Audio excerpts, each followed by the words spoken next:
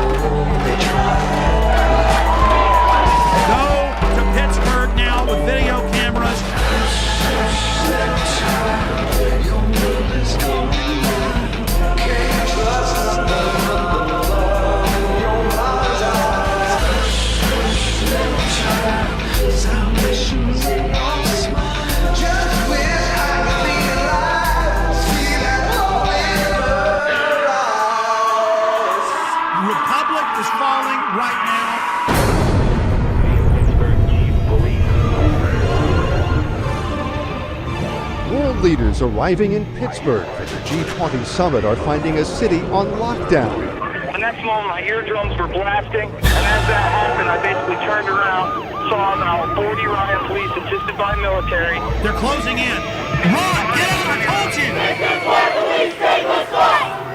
You must leave immediately.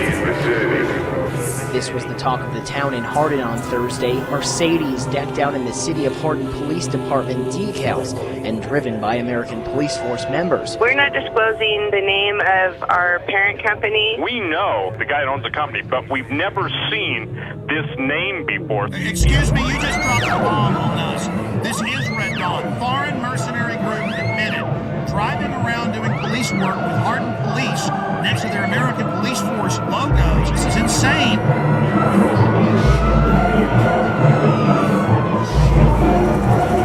Passengers describe a terror attack and the arrest of a suspect. So he's a controlled asset, and of course it's not a matter of failure to connect the dots. The FBI now has 5 versions of their story. Can you add how they were already getting in Yemen? That's now confirmed.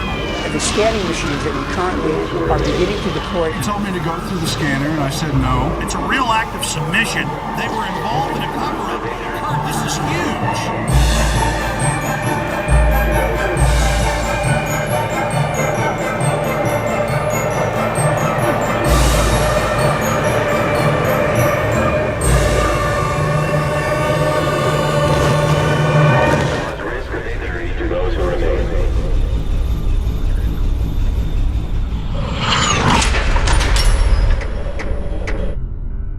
The Federal Emergency Management Agency coordinates the federal government's role in preparing for, preventing, mitigating the effects of, responding to, and recovering from all domestic disasters, whether natural or man-made, including acts of terror. Its beginnings can be traced to disaster legislation passed in 1803 to provide assistance to a New Hampshire town following a fire. Following a string of natural disasters in the 60s and 70s, President Jimmy Carter signed Executive Order 12127 and merged nearly 10 federal agencies into what we now know as FEMA. In March 2003, FEMA joined 22 other federal agencies to become part of Homeland Security. In 2005, Hurricane Katrina hit the Gulf Coast and most notably the city of New Orleans. Federal and local authorities encouraged those who could not evacuate the city to go to the Superdome to ride out the storm, where there would be assistance to take care of them. This is how your government cares for you. This is a FEMA camp.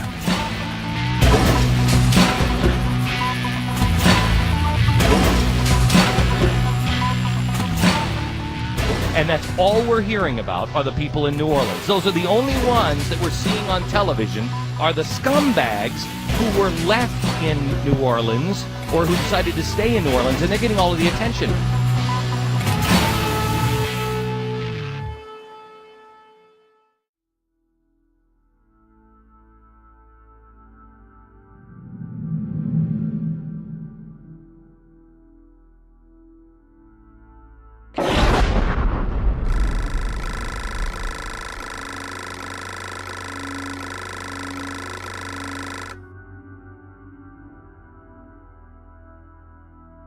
I have made 3 police state films.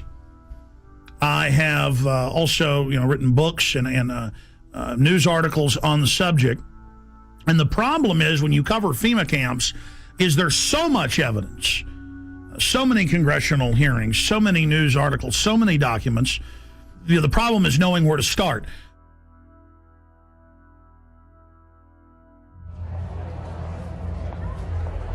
Executive orders. This is how they introduce you. See, they're introducing it all. They've denied they're building all this for all these decades. Now as they unveil it, they're putting their PR spin on it. So Executive Order 10,990 allows the government to take over all modes of transportation and control of highways and seaports. That's been reaffirmed under PDD 51, under the John Warner Defense Authorization Act and others. Executive Order 10,995 allows the government to seize and control the communication media. Executive Order 10,997 allows the government to take over all electrical power, gas, petroleum, fuels, and minerals. Executive Order 10,998 allows the government to seize all means of transportation, including personal cars, trucks, and vehicles of any kind, and total control over all highways, seaports, and waterways. Executive Order 10999 allows the government to take over all food resources and farms. Executive Order 11,000 allows the government to mobilize civilians into work brigades under government supervision. Executive Order 11,001 allows the government to take over all health, education, welfare functions. What's happening through the imploded economy that the foreign central banks are engineering? So they make you be beholden to the government. Designates the Postmaster General to operate a national registration of all persons. That goes on through the Selective Service. Executive Order 11003 allows the government to take over all airports, aircraft, including commercial aircraft. Remember when they shut down all flights after 9/11? Executive Order 11004 allows the Housing and Finance Authority to relocate communities, build new housing with public funds, designate areas to be abandoned, and establish new locations for populations. Remember Louisiana, Mississippi, Katrina? Brownie, you're doing a heck of a job. The FEMA director is working 24 hours. Executive Order 11005 allows the government to take over all railroads, inland waterways, and public storage facilities. Executive Order 11,051 specifies the responsibility of the Office of Emergency Planning and gives authorization to put all executive orders into effect in times of increased international tensions and economic or financial crises. Executive Order 11,310 grants authority to the Department of Justice to enforce the plans set out in executive orders, to institute industrial support, to establish judicial and legislative liaison, to control all aliens, to operate penal and correctional institutions, and to advise and assist the president. So that's your FEMA camps. Executive Order 11,049 assigns emergency preparedness functions to federal departments and agencies, consolidating 21 operational executive orders issued at 15-year period. Executive Order 11,921 allows the Federal Emergency Preparedness Agency to develop plans to establish control over the mechanisms of production and distribution of energy sources, wage, salaries, credit, and the flow of money in U.S. financial institution in any undefined national emergency. It also provides that when a state of emergency is declared by the President, Congress cannot review the action for 6 months. PDD 51 says never.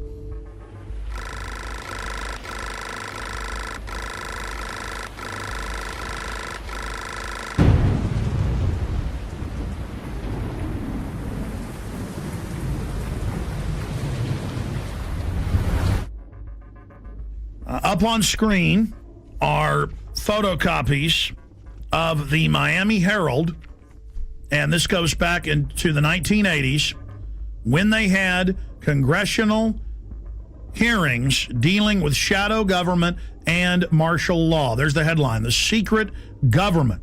And it talks about secret summits, a plan to take over the government. And it shows the people that were in charge of the continuity of government, Dick Cheney and others. And then we have a congressional hearing where we have Congressman Jack Brooks and others during Iran-Contra bringing up the secret plans, and they're told by Congressman Inouye that can't be discussed. It's a national security issue. In the 1980s, the concentration camp program got a big boost.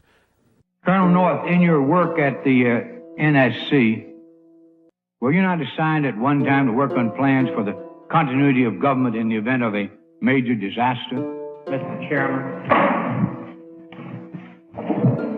I believe that question touches upon a highly sensitive and classified area, so may I request that you not touch upon that, sir. I was particularly concerned, Mr. Chairman, because I read in Miami papers and several others that there had been a plan developed by that same agency, a contingency plan in the event of emergency that would suspend the American Constitution. And I was deeply concerned about it and wondered if that was the area in which he had worked. I believe that it was.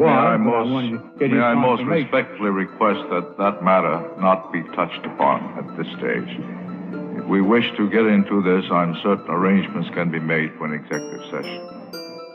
And tragically, the only member who got close was Jack Brooks, and he was stopped by the chairman. But the truth of the matter is that, yes, you do have those standby provisions, and the plans are there, and the statutory emergency plans are there, whereby you could, in the name of stopping terrorism, apprehend, invoke the military, and arrest Americans and hold them in detention camps. Throughout history, criminals get control of governments. They use phony crises to enslave the public. And they're taking your pension funds, they're taking your money, they're raising the taxes on you, they are going to squeeze the daylights out of us all, and that's why they're geared up for martial law and to take the media over, because this is quite a gamble by the establishment. You know, we should have grand juries indicting the bankers and having them turn states' evidence against each other, and this whole criminal shadow government, national security state should be exposed. Everything it's engineered, and bring in total tyranny and start arresting people for their speech. So it either goes into tyranny or into liberty. And believe me, folks, liberty is probably where it's going, because this tyranny is so horrible they've got planned.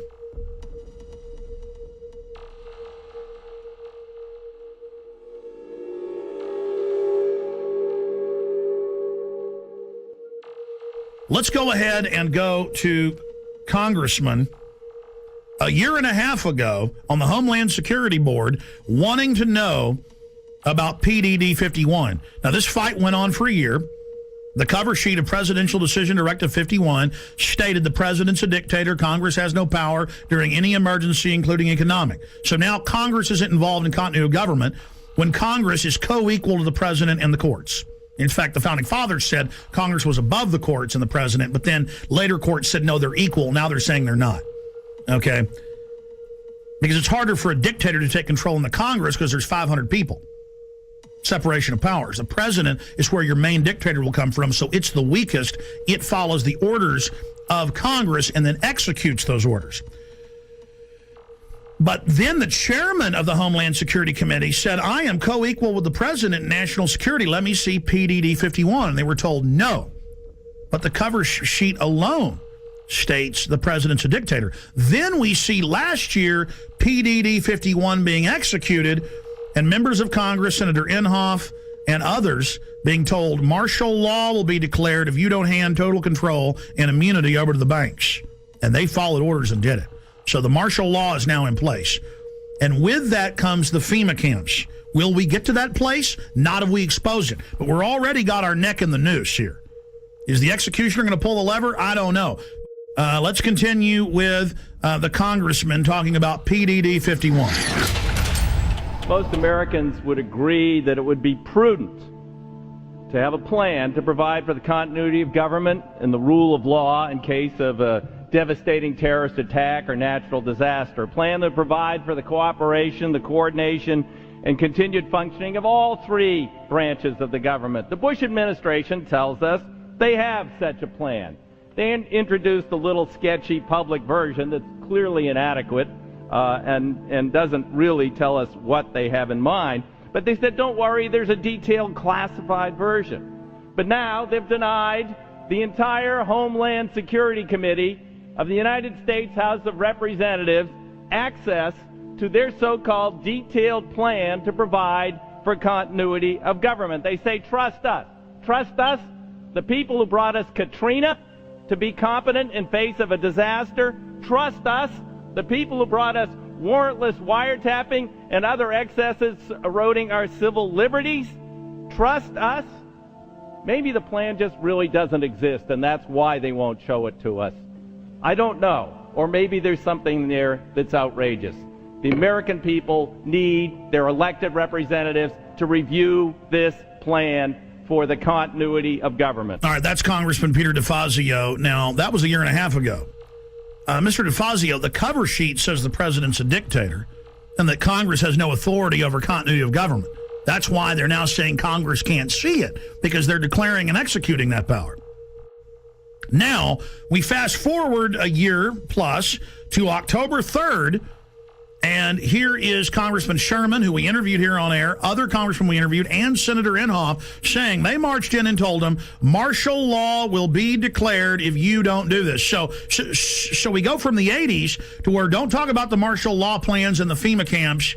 If you want to know about that, you can know about it in executive session, Congressman Jack Brooks, to, oh, Congress, you're not allowed to see the plans now.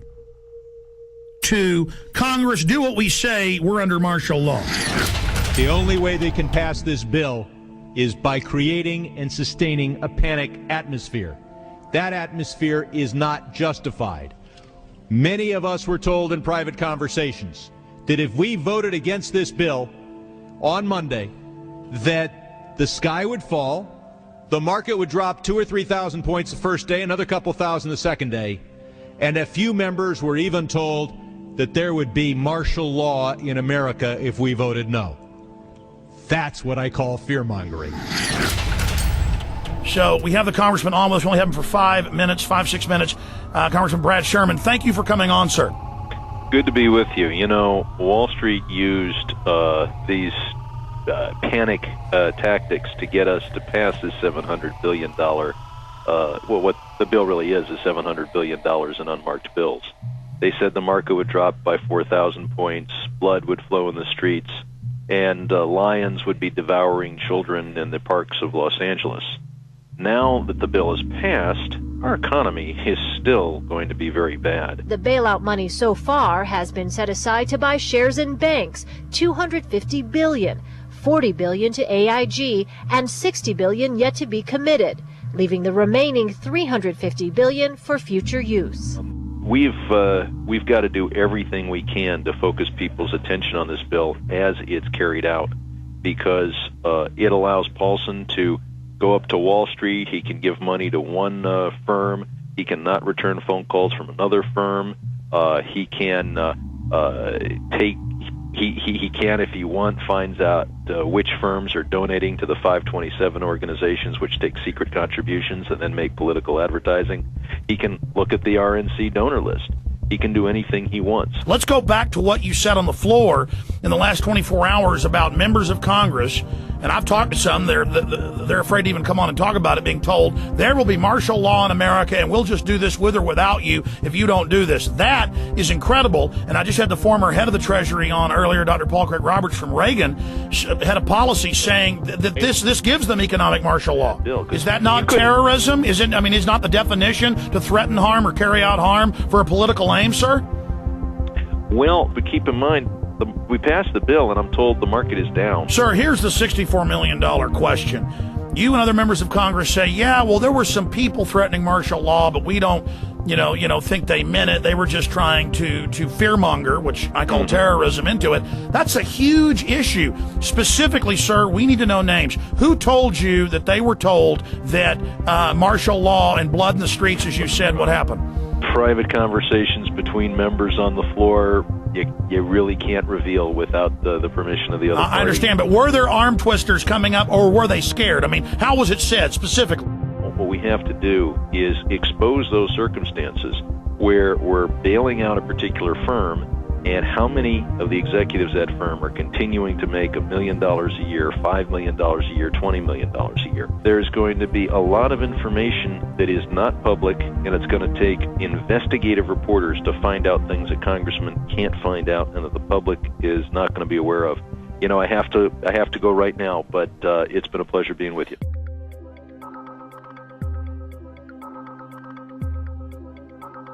Somebody in D.C. was feeding you guys quite a story prior to the bailout, a story that if we didn't do this, we were going to see something on the scale of the Depression. There were people that were talking about, martial law being instituted, civil unrest, all this kind of stuff. Who was feeding you this information? That's Henry Paulson.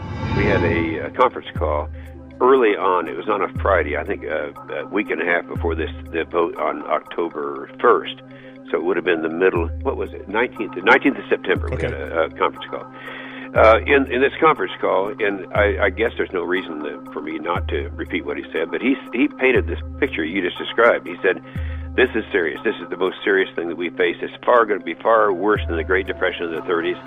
And all these things, he was very descriptive of exactly what would happen if we didn't buy out these toxic assets, which he abandoned the day after he got the money.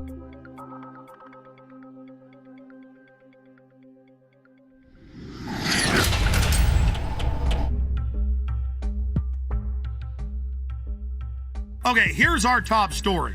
Obama signed this 7 days ago on January 11th, 2010. And I spent a few days reading over it, checking the U.S. code, checking the laws that it mentions, and it ties into Presidential Decision Directive 51 signed by Bush. And remember, Congress wanted to get the full Presidential Decision Directive and accompanying executive order. Would be prudent to have a plan to provide for the continuity of government and the rule of law in case of a devastating terrorist attack. The Bush administration tells us they have such a plan. But now they've denied the entire Homeland Security Committee of the United States House of Representatives. And Bush declared national security and wouldn't even let Homeland Security Committee, which is supposedly co-equal with the president, wouldn't even let them have access to it. But the cover sheet stated that for any emergency, including economic, anywhere in the world, that the executive is over the legislative and judicial, over the courts, over the Congress, which is unconstitutional. It's supposed to have separation of powers. The people aren't supposed to be divided, what the government always tries to do. The government's supposed to be divided so that you can't ever get a dictatorship. Well, this is what the founders said. This is what America is. It's why we love the Declaration of Independence and the Constitution and the Bill of Rights. So President Bush signed this national security directive. And it says the continuity of government program will enhance the credibility of our national security posture and enable more rapid, effective response and recovery. And it goes on. The catastrophic emergency means any incident, regardless of location in the world, that results in extraordinary levels of mass casualties, damages, or disruption severely affecting the U.S. population, infrastructure, environment, economy, or government functions. And under this, the president is over the governors, he's over the legislatures of the states, he's over the Congress, and Congress has no authority. And then Congress asked for the full secret document, and it's still classified to this day. Obama has continued breaking his promise of transparency and has not released the full text of this and other memorandum. Connected into this is his new announcement. He is creating, with this executive order titled Establishment of the Council of Governors, it says here in the document that they are taking the governors, the states, the police forces, everything under the control of NORTHCOM, that's the Pentagon, and Homeland Security. But don't worry, the states have their say. The president is going to appoint the 10 members, 5 governors from the Republican and 5 governors from the Democrats. Kind of like Bush called the 9/11 Commission independent when he appointed it, or Janet Reno appointed her own Waco investigation team. This would be like Hitler appointing his own Nuremberg judges. I mean, or Al Capone had his own court case. I mean, it's just absolutely ridiculous. And there it is at whitehouse.gov, the executive order for anyone that wishes to see that for themselves. Separately, I have the Rand Corporation's plan that they put out last year. And this plan, the Stability Police Force of the United States, justification, options for creating U.S. capabilities. This has already been implemented covertly in the last 15 years. But now they're just being open about it. And it has all the maps here of how Stability Police Force headquarters to run your local city. They have systems for medium-sized police forces, large police forces. They have the stability unit for small police units. Again, Communist Russia had this. Communist China has this. Russian news is freaking out, saying America gets its own Politburo. On the Richter scale of tyranny, this is about a 10. And it goes back, because now all these conservative groups are going, oh my gosh, it's martial law. Oh my gosh, Obama's having a big power grab. And yes, he is. But Obama is just the teleprompter reading minion or frontman, just like Bush was. He's just better than Bush was at it. It is the system that's doing this. Big central banks threatened martial law in early October of 2008. Give the trillions, not 700 billion, but trillions of dollars. The overriding issue is we are under martial law right now. In 1986, under Rex 84, they opened 12 secret Army camps to test if they could keep them secret while they held federal. Now they hold state prisoners as well. Federal prisoners would then be given a few years off their sentence if they agreed to not tell family about it and to go to the labor camps. It is a labor camp, and under the revised military rules, it allows any U.S. citizens to be put in it under forced labor. Here is the Civilian Inmate Labor Camp Program, Army Regulation 210-35. It's exactly 30 pages long. I suggest you Google Civilian Inmate Labor Camp Program. Even if you don't have a computer, go to the library. This is important. Now, this is the big piece of news. This is to establish setting up prison labor camps, negotiations with correctional systems representatives to establish prison camps, governing criteria, civilian inmate labor camps, policy statement, governing provisions for operating civilian inmate prison camps on Army installations, procedures for establishing a civilian inmate prison camp on Army installations, infrastructure, inter-service, interagency, and interdepartmental support agreements, working with local police at the FEMA camps. In 2002, I published my book, Descent into Tyranny. I've been covering it since 97, when it was declassified, but I put it in my book, Descent into Tyranny. This sucker was set up in 1986 at 12 camps. It's since doubled to 24. And from 86 to 97, secretly at labor camps, U.S. citizens, non-military prisoners, were worked on FEMA camps. Now, this was beta testing. They would tell them, you'll be given leniency and only serve half your sentence if you agree to labor. The minute you don't, you'll be sent back on these military bases, but you can't tell anybody national security. See, they were testing, can we keep camp secret from local police or get them to work with us? Can we keep camp secret from the media? So for 11 years, they kept this sucker secret. Reagan, Bush, Clinton. And then Clinton declassifies it and says it's a good thing in 97, and they double the number. We had secret copies of this when I first got on air in about 95, 96, with just the cover sheet of it, and people made fun of us and didn't believe it. Then it was declassified. This is from Army.mil. So here it is, the big kahuna. This is just one section of these, training the troops, training the infrastructure, creating the larger cadres to expand the archipelago of gulags.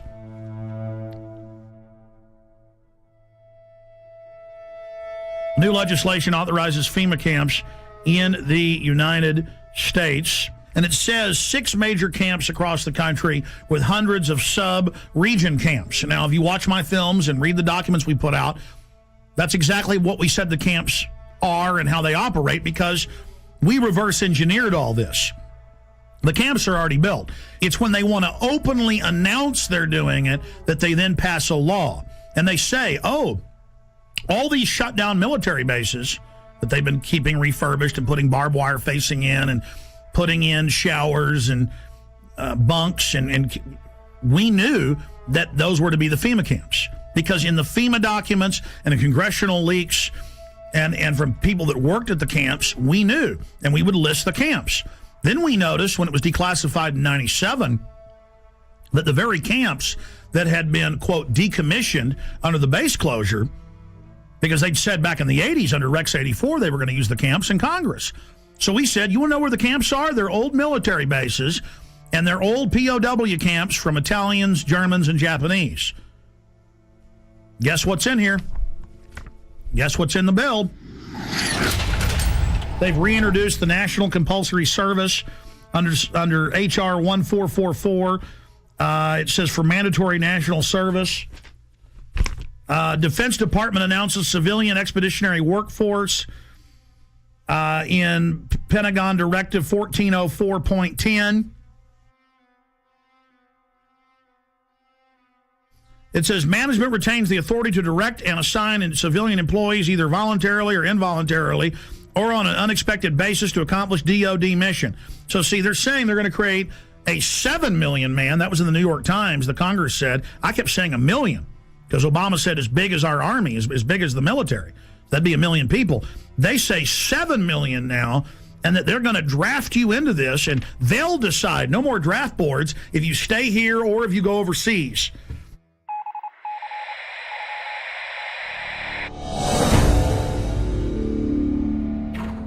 But this just broke. I just showed you the earlier terror training manual saying those that talk about the Constitution are terrorists and are a danger to police, those that are in Second Amendment groups. Here is the MIAC strategic report, and this is 2/2009, the modern militia movement.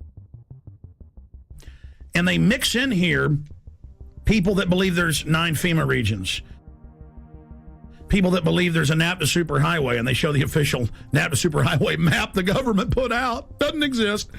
Those that don't want RFID chips being planted with them, and they mix it in then with white supremacists and others, and they say, we want you to understand the terrorist symbols. It's don't tread on me flag of the Founding Fathers.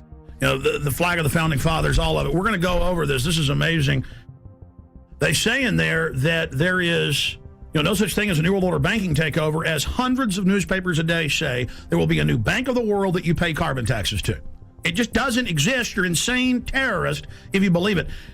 You know, I remember my grandfathers, and it was normal just when you were at the dinner table, or even my dad, to explain how governments work and how history worked, and they taught the military. You don't have the military on the streets, and we're here to defend the Constitution, Bill of Rights, not what the president says if it violates that.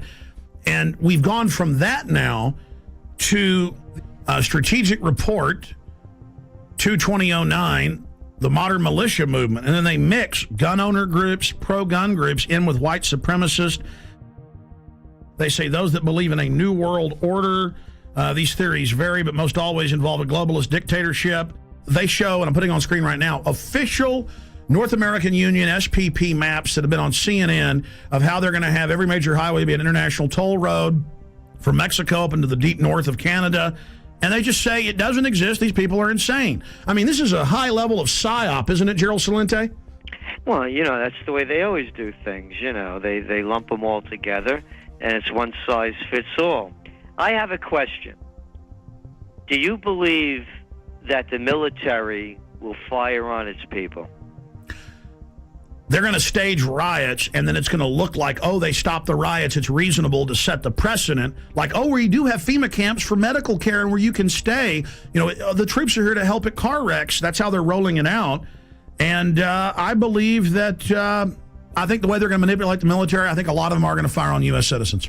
Because that's a question we're going to pose in the Trends Journal in the next edition. And I happen to agree with you They'll stage riots. We always see these people that they call anarchists that always have black, always have dressed in black and have masks on. They've been caught being police sorry, go ahead. No, exactly. I agree with you. And I think that they are going to fire on the people, unfortunately. No, don't shoot me, please! Don't shoot me! I haven't done anything! Don't shoot! In this training manual that's going out to police everywhere in the country, it has a "Don't Tread on Me" flag. It shows America, freedom to fascism, and the film Zeitgeist in it. We just showed that, and shows it next to the Turner Diaries, which was a white supremacist thing about killing police. So see how they do guilt by association. I mean, this is just off the charts, and this was sent to me by the Missouri Information Analyst Center. A police officer sent it to me. That's where they got it from. And I've seen these in Texas versions and others. It's the same thing, but they're updating it. I mean, how do they say none of this exists and then mix in mainstream things that are happening with white supremacists and tell police that people are dangerous if they're into this? You're watching Police State 4, The Rise of FEMA. I wanted to take a little break out to explain the history of the Police State documentary films. In 1999, in 2000 and 2001, I made the seminal Police State films that were a viral success on the web and on VHS and DVD. Fast forward 8 years later, it's all come true. Not because I have a crystal ball, but because I'm looking at government documents, I'm looking at the facts, I'm looking at their own white papers. If we can expose the FEMA camps and the executive orders and the shadow government, their system will fail. I've made the film, Police State 4. It's now up to you to get it out to everyone you know. And yes, we need your support. We offer and promote the fact that they're free on YouTube, Google, and thousands of other video sites. We put them out for free. But we do ask you to give us the seed money, the support to run our websites, to do the syndicated radio show, and to make future films. So if you want this documentary in the best quality available and to have the expanded extras, please visit Infowars.com and purchase Police State 4, The Rise of FEMA. You can call toll-free, 888-253-3139. You can visit Infowars.com or PrisonPlanet.com. If it hasn't been blocked in your country yet, many have. You can also write to us at Infowars, P.O. Box 19549, Austin, Texas 78760. PrisonPlanet.tv is a better tool than ever in the info war. Over 6 years of my radio and TV shows, all my films in super high quality, my book, Paul Watson's book, all there, 15 cents a day. Your support of PrisonPlanet.tv empowers the resistance to unlock minds worldwide. The destiny of Police State 4, The Rise of FEMA is in your hands. I'm asking all of you to have public viewings, to make copies, and to give to everyone you know. The power of humanity and the human spirit is unstoppable if you'll simply unleash it, if you'll simply take action and turn it loose. I salute you all. Good evening, my fellow Americans. We have been compelled to create a permanent armaments industry of vast proportion. We annually spend on military security alone more than the net income of all United States corporations. We recognize the imperative need for this development, yet we must not fail to comprehend its grave implications.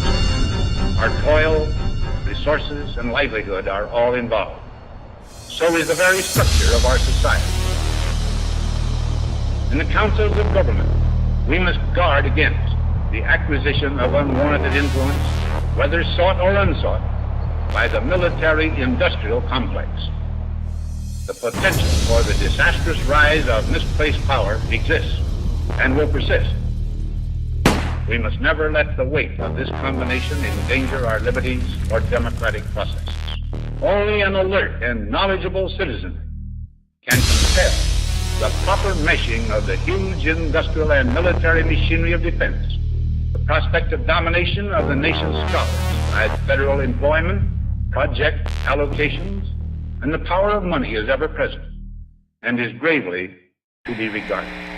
We must also be alert to the equal and opposite danger that public policy could itself become the captive of a scientific, technological elite. We cannot mortgage the material assets of our grandchildren without risking the loss also of their political and spiritual heritage.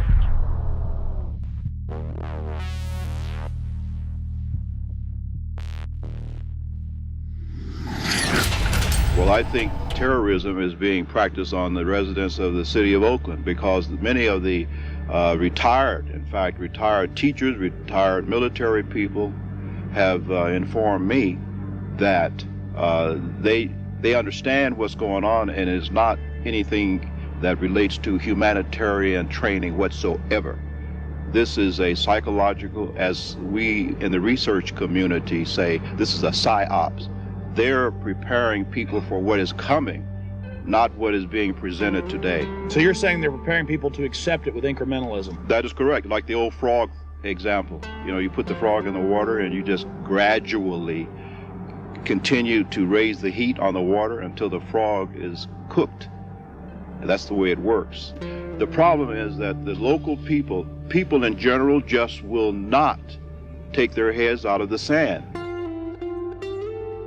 I'm going to tell everyone I can, listen, we have a serious problem. And it's called a police state. It's called a police state.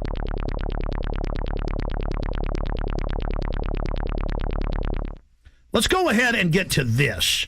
I mean, you want to see, you know, what goes with FEMA camps like a horse and carriage. Troops, militarized police, training with the Army to take over your cities and towns. Let's go ahead and play this YouTube clip, Martial Law is Coming, from News 7 at 11. The scenario was a fake, but the pepper spray and billy clubs used to break up this riot were definitely real. Good evening, I'm Miranda Stevens. Whether it's terrorism, riots, or any major disaster, local agencies will be the first to respond. That's why Roanoke City wants its disaster training to be as real as possible. Jeremy Butterfield has more.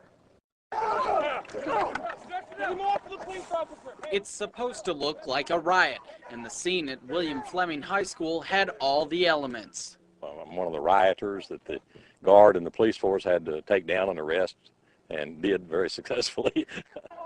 In this scenario, everyone has a role to play. The rioters were ready to fight back as Roanoke Police, Roanoke Fire, local National Guard troops, and members of the Virginia Defense Force secured perimeters and moved in to make the arrests. Prior to 9/11, these organizations couldn't communicate and did not work together. They worked to support each other, but not together. And with the recent events of the last 3 to 5 years, we've become very good at working together, which is very important. Of course, these weren't real rioters. The rebels in t-shirts were all members of one of the participating agencies, but you couldn't tell that during the exercise. If you weren't protected by an orange vest signifying you as an observer, you were in danger of being hit by eggs, bottles, billy clubs, or even the occasional well-placed round from a sniper. We try to make this very real, give a real feel to it. We had the fire department provided some live burning out here, so we had smoke, flames, objects being thrown, a lot of chaos. There's going to be a lot of chaos in a civil disturbance situation, and that's what we want to try to incorporate as much as possible. Teamwork plays a major role. Mountain Police had to coordinate with the fire department, while National Guard troops marched in formation toward the rioters. Without cooperation throughout all the agencies, the rioters would have quickly taken control. I think everybody learned a little bit. Mistakes are made, but we'd rather make those mistakes here than in a real situation. This was the 4th year the agencies have participated in this drill, and organizers say the old adage, practice makes perfect, certainly holds true in the face of disaster. And then, see, you talk about this, and mainstream writes articles about me like I'm crazy, making up troops and troop deployments when it's the Army Times, the Army War College, hundreds of newspapers have announced it, and then I say, hey, that's tyranny, and they go, shut up, Jones doesn't exist. InfoWars story on illegal Tennessee checkpoint prompts action by governor. Friday, listeners pointed out local news saying the Army was going to be out, regular Army running checkpoints, searching citizens with police. The governor got called, our listeners called. The Whiteville Police Department had plans to conduct a seatbelt checkpoint on Saturday, April 4th at Highway 64 within the city limits of Whiteville. The checkpoint was planned to be in conjunction with Homeland Security and the 251st Military Police in Bolivar. After learning about this, I contacted Representative Johnny Shaw, who represents that area, ask you about this. Representative Shaw, you looked into this, and can you tell me what you've learned and where this stands now? I can. Actually, this has been canceled. Some calls were made to the governor's office about this on earlier today, this Friday, and of course the governor just simply said, I don't need another headache. It was a bad idea in the first place. I mean, during this climate, in this day and time which we live, can you imagine the Army stopping you for a seatbelt check? You know. We'll follow up with you on that, sir, and find out what steps are taken to protect, to see that something like this the public is notified in the future. Definitely we will, because the public should have been notified if it was going to happen. And I'm going to make sure that I call all of the local authorities and ask them not to do this anymore. But if they should even attempt to make sure that they contact people like myself and make sure that people are notified as to what is going to happen. Representative John Shaw just joins us for a few minutes, representative from Tennessee, District 80. Sir, thank you for coming on with us. Sure, you're welcome. Thank you for having me, Alex. You bet. Now, we played the clip earlier of you on a local news station talking about Army checkpoints. The governor found out, thanks to you and others, and canceled it. Can you just in a nutshell tell us exactly, specifically what was going on? Yes, I can. First of all, I have got to check. Now, I don't have concrete facts, but I don't think the military has, first of all, any jurisdiction to be checking seatbelts. When you look at the fact of a military unit being out, your daughter, my wife, or someone driving through a roadblock with all of these local officials, the Army and everybody out there, I think it's just going to scare people to death. I think our local and state officials have the staff when needed to check seatbelts, to do a seatbelt check without the Army getting involved. And I just don't think it's a good idea. Well, obviously, sir, I don't know if you've heard, but yes, it still violates posse comitatus. They haven't completely removed that 1878 law. We know in Mexico and communist China, they have troops on the streets. This is a sign of a banana republic, of a third world police state. So that we don't want that.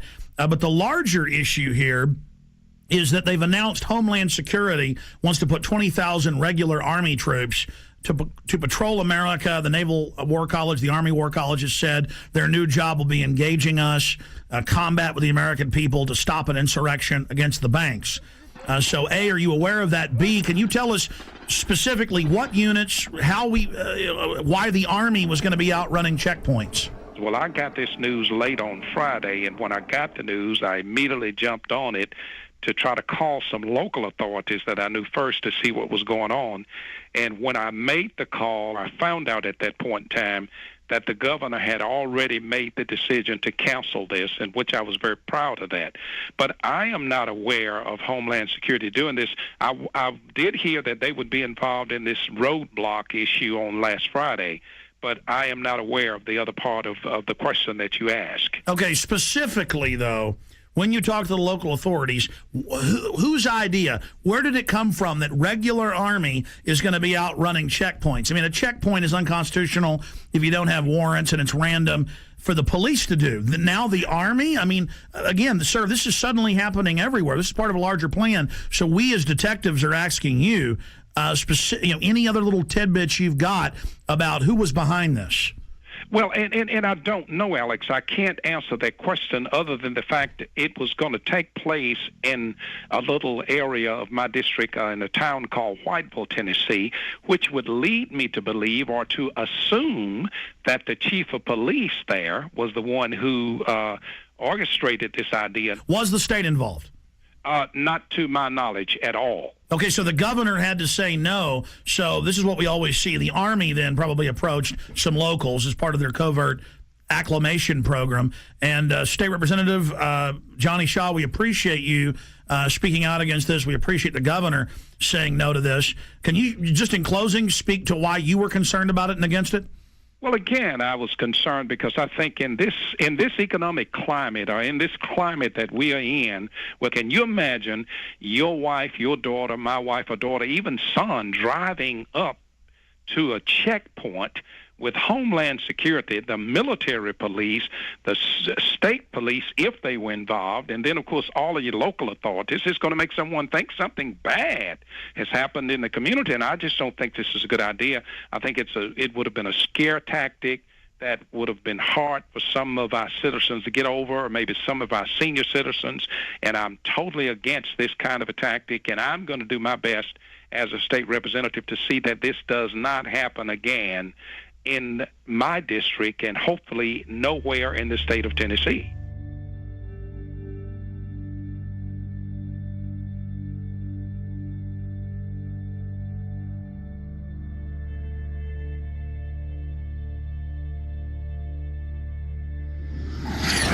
Now, this is being done to acclimate the public so they don't panic when troops take over the city hall, the county, the state.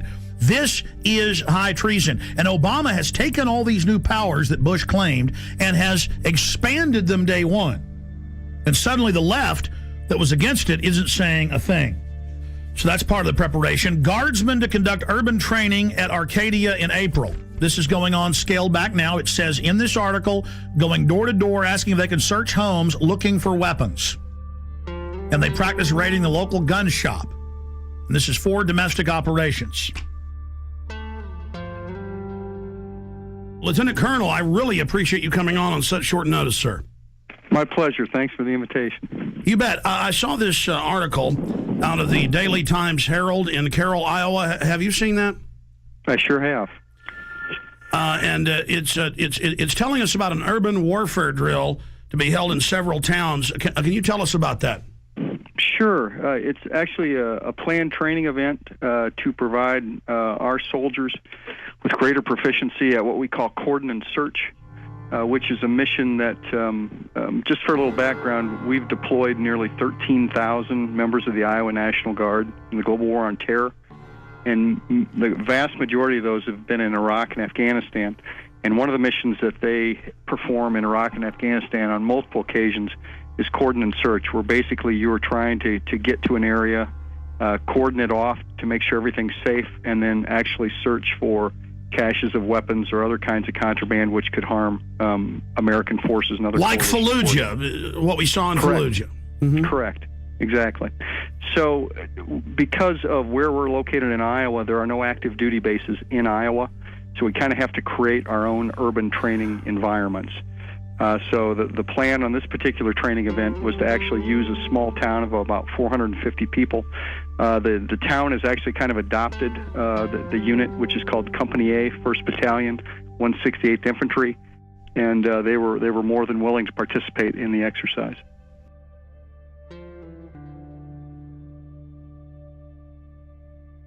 Going through this article, I mean, explaining exactly what they're going to do door to door with the houses, what the checkpoints are going to be simulating.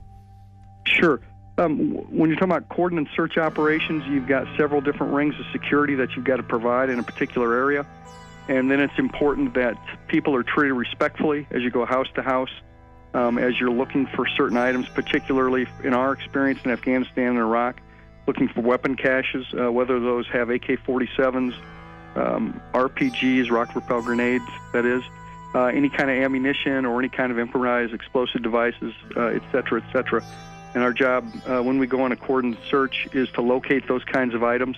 And then there might also be persons of interest that we're interested in that coalition forces want to talk to or apprehend. Well, let's just boil it down to this. I have video of Army and Marines with role players screaming, "I'm an American, please don't put me in the camp," and the military trying to confiscate their firearms. I mean, certainly you've heard the Army Times and the new directive from Secretary of Defense Robert Gates that they will use the National Guard under federal control for civil insurrection. Are you saying you're not aware of that? No, I'm certainly aware of that, absolutely. But I think you have to look at the role of the National Guard historically. Is that historically we are used in states for disasters overwhelmingly. And our job is to, number one, be ready for our mission federally, which is to go to war. And number two is to help our fellow citizens here in the United States of America. Those But are the Army things that we prepare for and train for. The Army War College 3 weeks ago issued a report saying they're shifting a lot of their focus to engaging the American people and directives on engagement with the American people under NORTHCOM. Well, you got to remember that the National Guard, 99% of the time, if you're talking about peacetime, belongs to the state in which they are located. Only on occasion do they become federalized. One of those examples, of course, is being mobilized and deployed to go to war or peacekeeping or other kinds of federalized missions.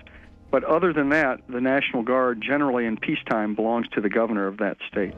Well, you're pretty informed on all these issues. Obviously, you're right in the middle of it. Did you hear about the mainstream news articles about Marines in California and other places helping at DWI checkpoints with citizens? Would that violate posse comitatus? I'm not aware of that.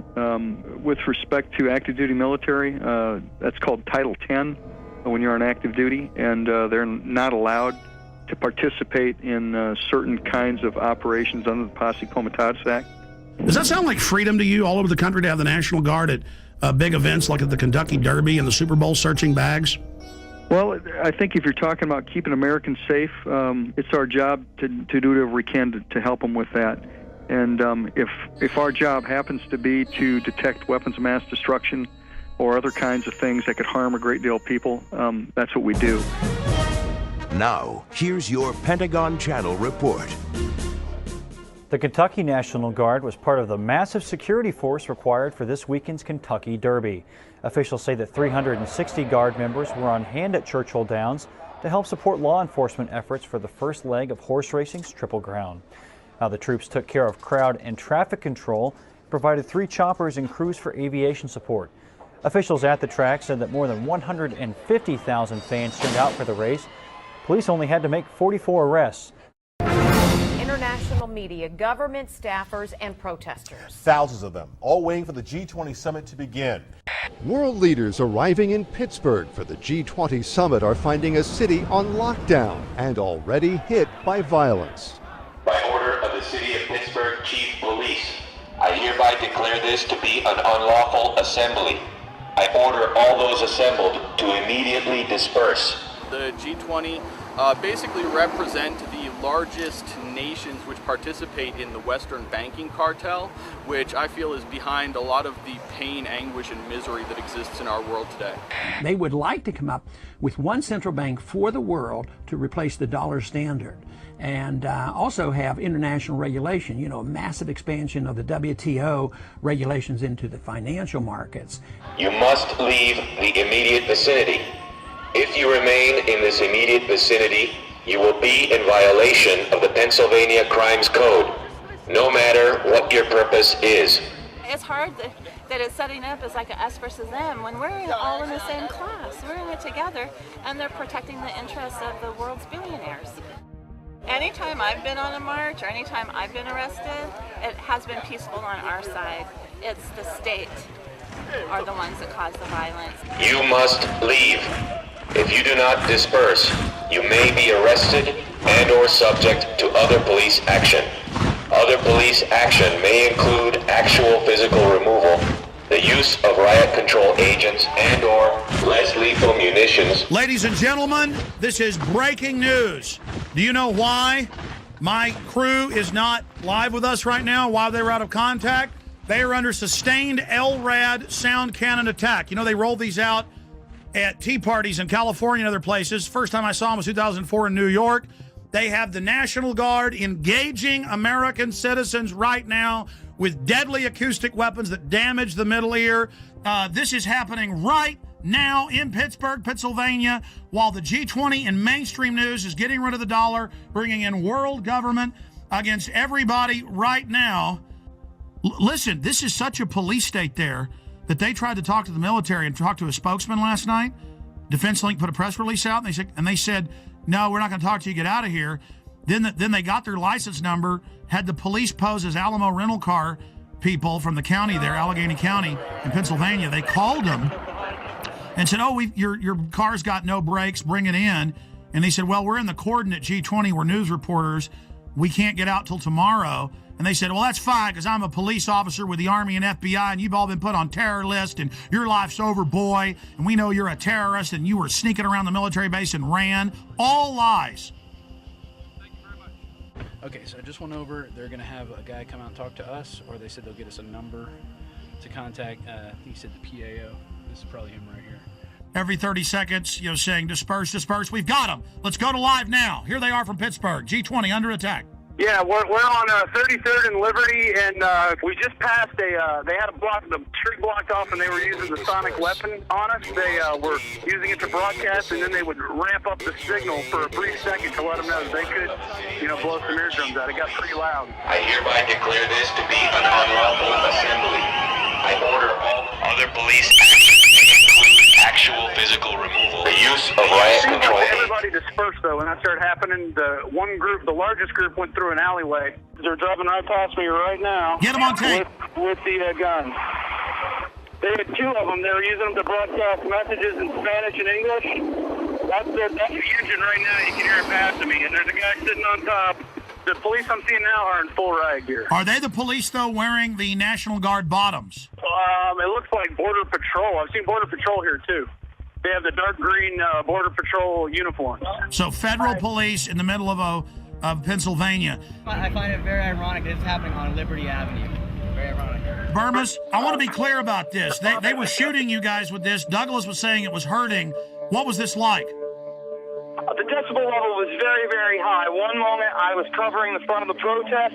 The next moment my eardrums were blasting. And as that happened, I basically turned around, saw about 40 riot police assisted by military, and I ran up and I got all the footage I could. Every once in a while I'd have to take There you go, assisted by military. So this is the military attacking the American people, because in every news article I see, they're together. So that's key for the article Watson's doing. The military was with them. Yeah, absolutely. I mean, they were in military fatigues. SWAT is also here. I got a good shot of one of the military personnel moving on top of the Pittsburgh paddy wagon. Basically, most of the Humvees in the military were cordoning off at checkpoints on main streets in the main city of Pittsburgh. They were in full military fatigues. I mean, these weren't just the pants; they were the tops. There's no doubt that there's military here, Alex. I approached them. I asked them what their mission was. What's the mission? You can't say? Sir, what would you have to say to critics that say this is a violation of posse comitatus? I'd say that you need to talk to my PAO. You know what posse comitatus is? No. No? Separation of military and police? Be the first military guy to tell me what it is. I've asked about a dozen today. No, but nothing, right? And it was the standard boilerplate answer of, we're just following orders. We're just here to support law enforcement. That's all we know. We're here to protect United States citizens' rights to a peaceful protest. Unbelievable. Global leaders meeting openly in mainstream news to get rid of the dollar and bring in, quote, global governance. This is the end of our country, and the police and the military are acting like people that don't like it are pure scum and terrorists because the DHS has trained them to do that. Here come the anarchist staging. Here they come right now. They just grabbed the dumpster. They're flipping it over. Video it! I got it on tape right now.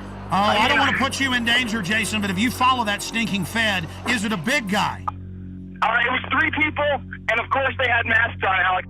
Briefly, tell folks about last night. You guys pull up to the gate. You asked to talk to the public information officer. They called the police and lied and said that you were sneaking around. Yes, sir. How's it going?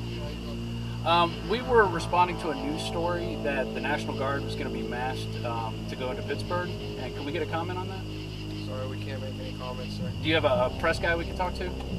Call PAO. We then pulled off to the side of the road where they instructed us to. We waited around 15 or 20 minutes. A representative came back. Immediately, he was hostile towards us. He did not like our credentials. Hey, guys. Hey, good evening, sir. What's up? Look how you're doing. My name's Rob. Okay. We're out of Austin, Texas, Channel 10. Okay, can I see your credentials? We tried to get as much information as we could. He refused to answer our questions. So then Rob asked him for his information and where we could contact him tomorrow if we could get a word with him. He then gave it, and we left. Speech, freelance reporter. Yes, sir.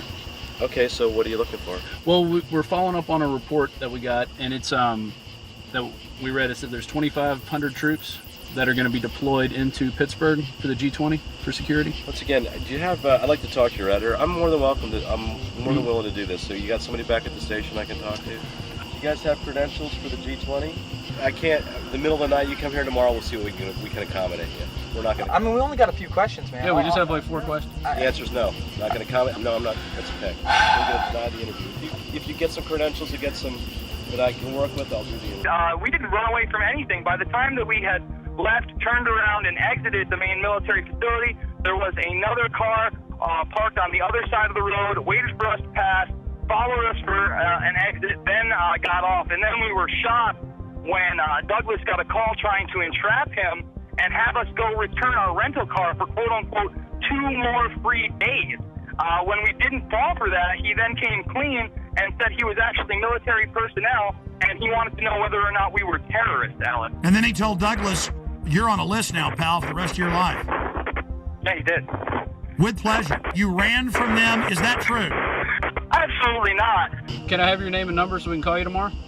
Sure. Okay. 17821. Chris Cleaver. All right, thank you. Okay? Thank you.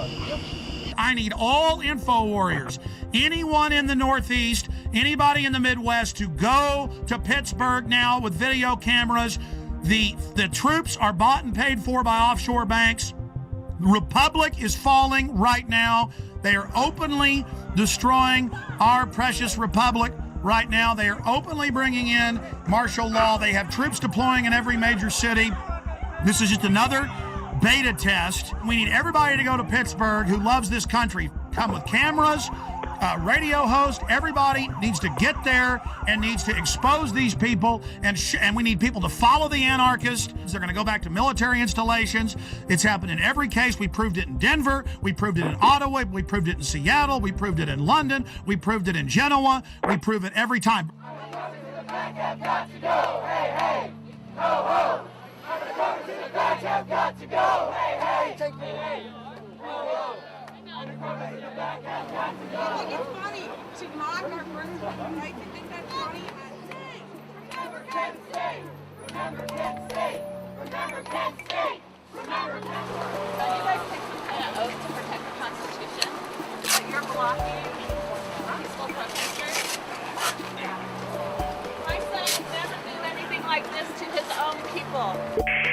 Hey, Alex. Cindy, you've now been hit by the Army and police. This is like Kent State with sound weapons. This is huge news, and it's nowhere on TV. Cindy, tell us what happened.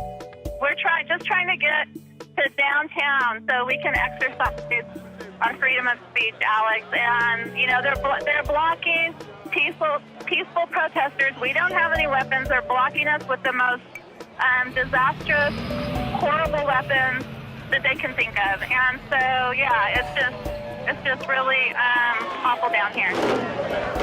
They have your LRAD. The LRAD was used in Iraq and Afghanistan against insurgents. You're now using these weapons against the American people. How do you feel about that? This is all about training you that you're not supposed to protest and demonstrate. That's why the police pose as anarchists in every case. They've been caught over and over again. This is how the Republic falls, with the stormtroopers in the streets and the world leaders coming to our country to sell it out and the mainstream news reporting it. You guys are hurting your own people. I order all those assembled to immediately disperse.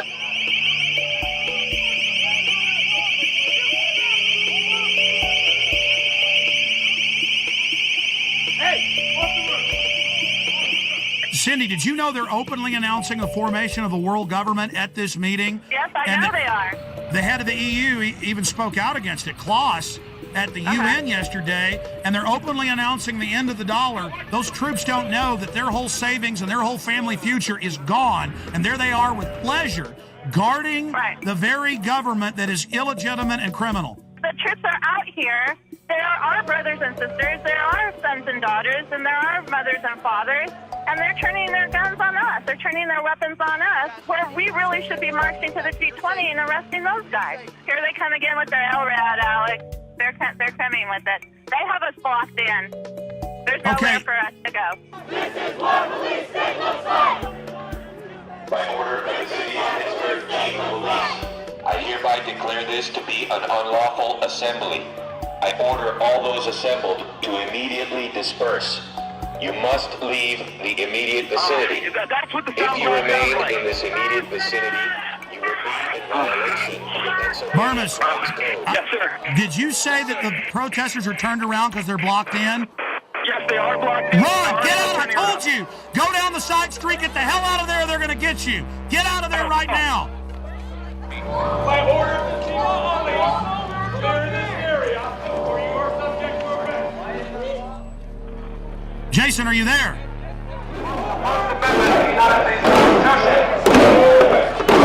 This is no longer America. This is Walmart, United States of America. Amazing to have Burmis and Cindy Sheehan and all these people together. They're standing against tyranny. She lost her son. And the military will follow orders, and that's all this is. And there are the bankers openly setting up world government, bankrupting us by design. It's really happening. Well, here's the Examiner newspaper reporting on these sound weapons at the Tea Parties. It says both town halls took place without incident. However, the use of military device concerned San Diegans. The LRAD crowd control is primarily used in Iraq to control insurgents and can cause serious and lasting harm to humans. And they admit this. I mean, this is just outrageous. Other police action may include actual physical removal, the use of riot control agents and/or less lethal munitions, which could cause risk of injury to those who remain. You must leave.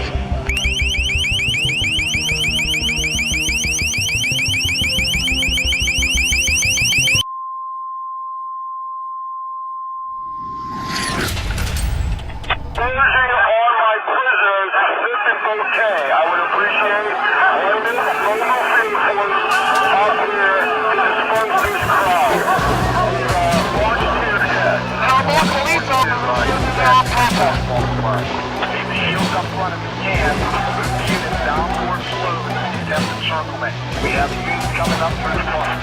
Pushing towards the park.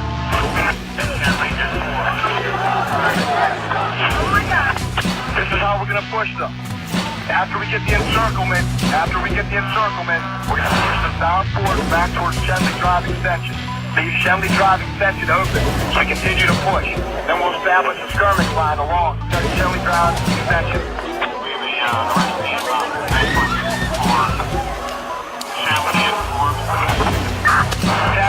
There was a little miscommunication on my order, but now we're attempting a encirclement in the park. The police began to charge following the initiation of a tactic they called kettling. So called as to reflect the purpose of a kettle, to hold in water and heat it until it attempts to boil over. They're closing in. Get out of there. They're going to arrest everybody. And the police, he said, at the last thing, were coming from 3 ways, blocking them in. That's what they do. They corner you and then attack. Stand by for gas deployment. We're setting that up along Melville. Any units, we have 5th Avenue covered. Unit 30, I'd like to express my professional regard to everyone. They did an excellent job down here. That's a young girl right there. In all the Operation G20. Now, let's go ahead and go over these articles. Brigade Homeland Tour starts October 1st. 3rd Infantry's 1st BCT trains for new dwell time mission. Helping people at home may become a permanent part of active Army. And then you read this, the Washington Post reported it, everybody else did. It says, for riot control and civil unrest during a collapse of society. Then the Army War College came out a month later and said, yes, we're preparing to engage the American people. So there's that going on. So they have to have troops to take you to the FEMA camps. Washington Post, 20,000 more U.S. troops to be deployed for domestic security. They then expanded and said it won't be 4,000 troops, it'll be 20,000. Now they're saying, oh, it'll be 40,000 regular Army troops. The very troops that were in Baghdad doing gun confiscation, the very best troops they've got. Here's another one. Marines admit security force to operate inside U.S. This directly from the Marine Corps' own website. And they did it with role players, practicing confiscating people's guns. Here's another one. Unit learns skills to fight different enemy. And this is out of the American Force Press Service. See, this is all part of acclimation. And then in a 4-state area, in the Midwest a few months ago, there was a report about the Army suddenly locking down parts of cities and then the disgraced Governor Blagojevich announced about 5 months ago, before he had that big scandal, and we played the newscast here where he said we're going to have the Army go door to door confiscating guns in Illinois. And then we have the first time the Army got called into New Orleans, going to the high and dry areas with the police and FBI. All the weapons will be taken. No one will be allowed to be armed. And then putting people in handcuffs that had guns, taking their guns. Today in New Orleans, they got a lot tougher on the holdouts. Police department, everyone home! Not only the flooded areas, but New Orleans' driest and wealthiest neighborhoods, too. Police department!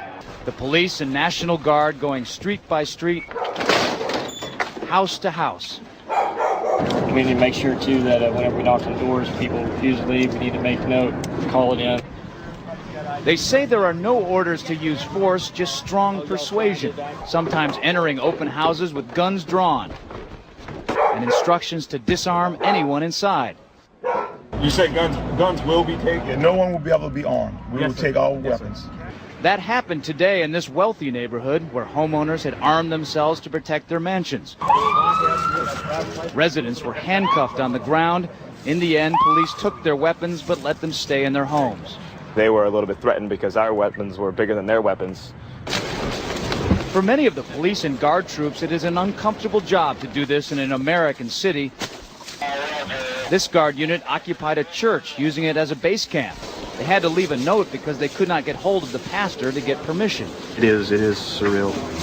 Yeah, you never expect to do this in your own country. Chris Montgomery says he'd rather be in Iraq than patrolling American neighborhoods. Walking up and down these streets, you don't want to think about the stuff that you're going to have to do if somebody pops around the corner. I mean, shoot an American. Yeah. I mean, that's on record. That happened. This is what they're training for. This is what they do the first chance they get. Stop living in denial. Attention, attention, attention. American forces are here to help. Remain calm. We will not tolerate civil disobedience.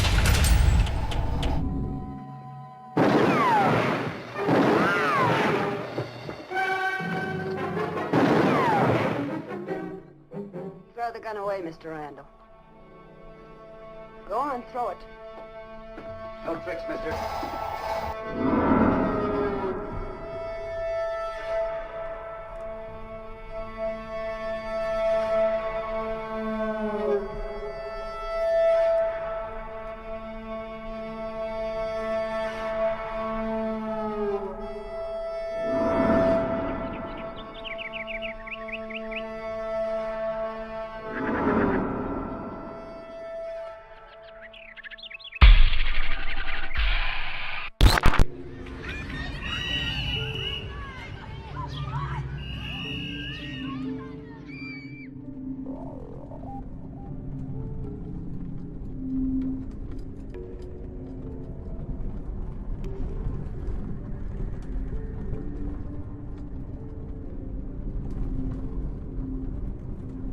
This is the poorest county in Montana, and the $27 million prison has turned into a white elephant.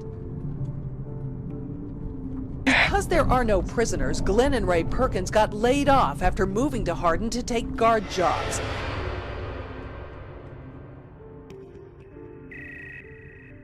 When I went to the door, there were two cops standing with their hands on their guns. I've lived in the same town for 26 years. We got 90 and 94 sitting right over here where they intersect, which is a perfect place for a checkpoint. I noticed that they got these mobile checkpoint stations. There's a lot of secrecy going on. I'm concerned about the legitimacy of who they are. Nothing is square in this whole deal.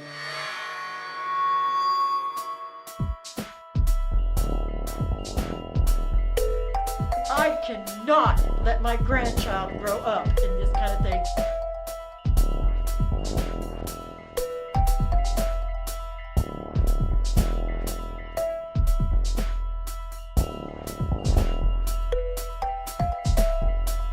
And its main focus is to bring prisoners and jobs to Hardin.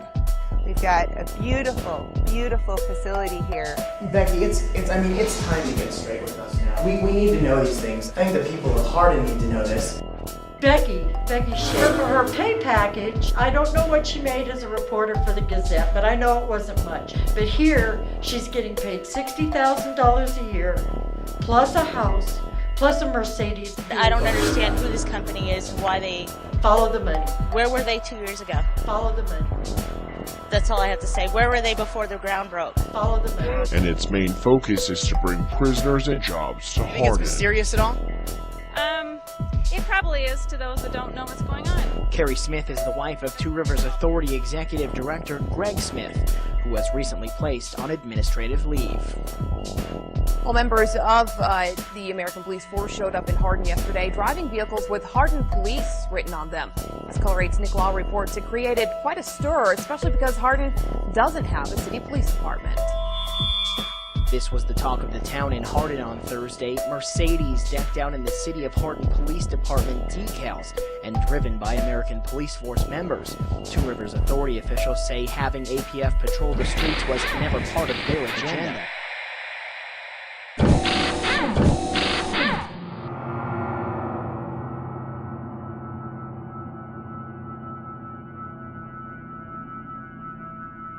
Tell people what's really happening here.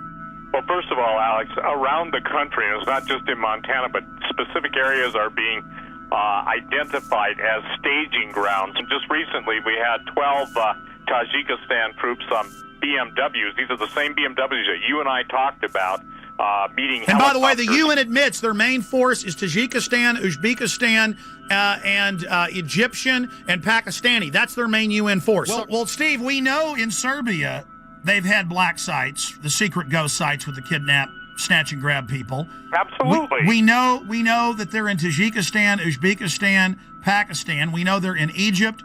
We know they're in Germany. We know they're in Poland. We know they're in the Czech Republic. We also know that they are in other areas. And so this fits the classic MO where they use these private ghost contractors to run this. Oh, I'm having trouble right now even dealing with this and processing it. Man, talk about Spookville, CIAville, black sedans running like roaches when you flip the light on at 3 a.m. in your apartment and there's like big fat roaches going. And they're like, ah! Now the locals are getting upset by these black Mercedes SUVs that have Hardin, Montana on them and then the double eagle crest just announcing we are your police. This is insane. Men with foreign accents stomping around. I mean, this is Red Dawn happening. And the local officials are going, yeah, we've been told they run the camp and that they run the town now. I mean, this is Twilight Zone.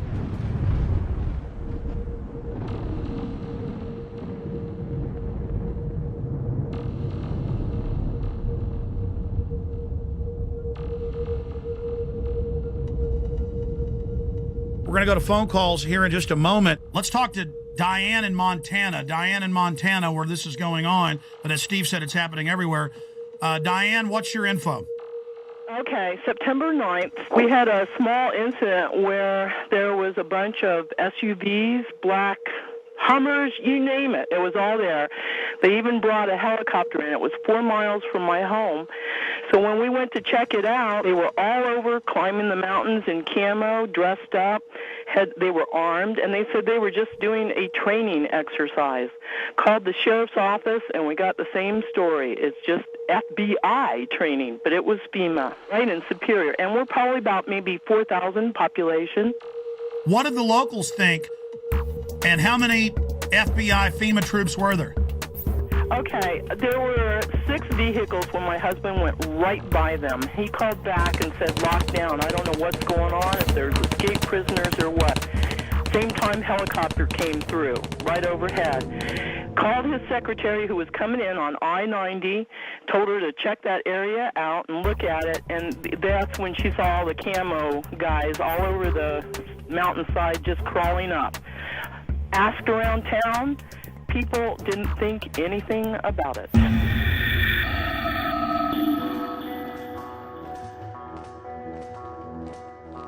We now go live to Alex Jones on the ground in Hardin, Montana. Alex? Okay, we just got a tour from Becky Shea, the former Billings Gazette reporter that's now the PR spokesperson for this facility for American Police Force. She admitted that it'll be a foreign paramilitary mercenary training facility. She admitted that it's going to be a detention facility. The point is this is just off the charts. They're now doing massive damage control. They're about to give us a tour of the outside of the facility. I just got a tour of only one wing of this gigantic $27 million facility. They would not let us into most of the areas. Just while I was in some of the offices, I saw blueprints, I saw documents. I'm just going to leave it at that. But this story is definitely the mother lode.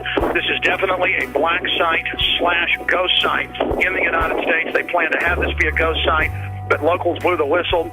They were definitely going to try to become the police through the Two Rivers Authority, basically taking over the town of Hardin. This individual is tied in with high-powered Serb operatives. His dad is some type of high-ranking Serb, Chatar, but he won't give anybody else his name. Then you have this Hilton character. Again, that's a fake name. He's Serbian. There are German troops here, German paramilitaries, British paramilitaries, but they're keeping back from us deeper in the facility. Yes, I am in one of the black Mercedes-Benz SUVs inside the detention center. Becky is going to be, I'm going to be using the phone as a microphone so she can give us a live report. Becky, what about Blackwater connections? We've been hearing a lot about that, and the company in several places has bragged that they have Blackwater connections. I've heard so many names that it's just absolutely phenomenal to me. We're not disclosing the name of our parent company, and that's it. We're not disclosing the name of our parent company. We stand alone. Well, there's a parent company. Well, there is a parent company of American Police Force. There is an umbrella company. American Police Force stands alone as a corporation, and we are American Police Force. We are who we are. But if it's a secretive group owned by a secret group and it's headed by a 14-time felon, and then they were putting police decals on their vehicles the first few days, I mean, don't people have a right to be a little bit concerned about this, Becky? There are newscasts for saying they wanted this be Guantanamo Bay West. That was on CNN. That was not American Police Force, and I'd ask you to go back and recheck your sources. That was too. So they've not been requesting to have this as a facility to hold detainees? No, sir, and please, everyone listen carefully. Two Rivers Detention Facility will not hold Guantanamo Bay nor other multinational offenders. We're a minimum and medium. Why did I see documents on the wall, blueprints saying foreign alien detention facility? This is real. This is a ghost site / black site that we have on. This is a FEMA center they want to hold.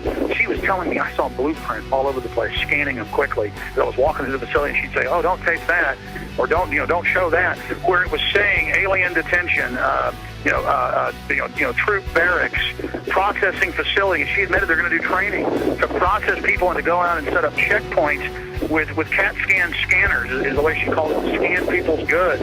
So this is a huge processing center. I don't think she even knows everything. She seems pretty freaked out. She gets hired and finds out all this. And we went and interviewed bed and breakfasts, because there's hardly any hotels here. At two of the places, they said, "Oh, absolutely. Germans, Czechs, Brits, a lot of Serbs, really hardcore-looking people, won't pay in cash, act really suspicious. They've been here for a year. I mean, this is insane what we're dealing with up here. And they're just trying to act like it's all fine. We're not going to tell you our parent company. Everything's fine. Everything's wonderful. I mean, this is bizarro land. Well, court records from Orange County, California indicate Michael Hilton has a lengthy criminal past, including a 6-year prison sentence for a dozen counts of grand theft and other charges. And we learned just yesterday there's a warrant out for Hilton's arrest in Wyoming. American Police Force pulls out of contract negotiations with Two Rivers Authority. Color 8 Sarah Gradley joins us now live from the newsroom to tell us more about the latest development in this story. Sarah? Hey, Greg, Kathy. APF spokeswoman Becky Shea says it was a company decision to pull out. She says they learned things about the facility that made them lose interest in the deal.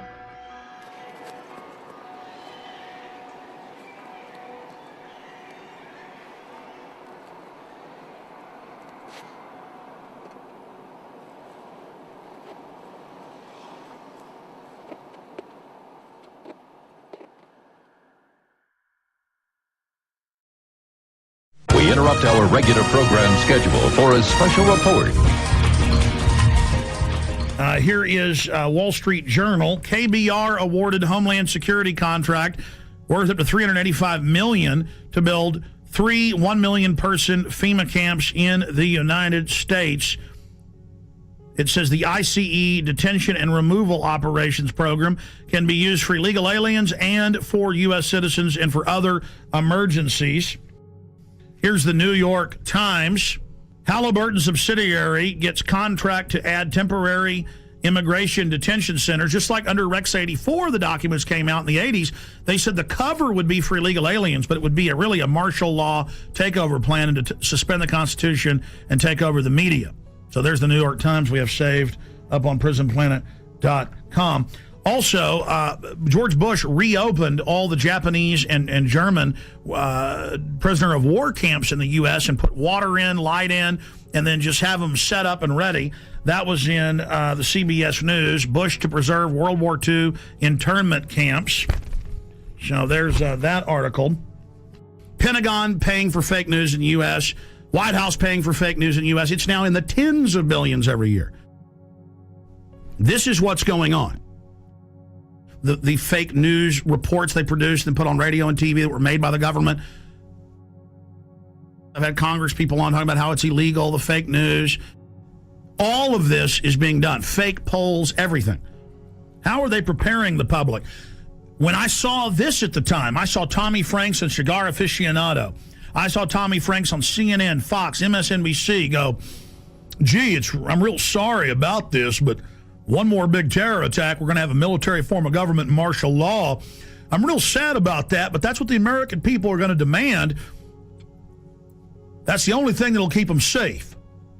Now, you don't expect him to come out and say, gee, we're going to have a military dictatorship. Militaries throughout history love taking over societies 99% of the time, and America's just been in the exception. No, he's got to introduce it like, gee, shuck, I'm real upset, but it is the only thing that'll keep us safe.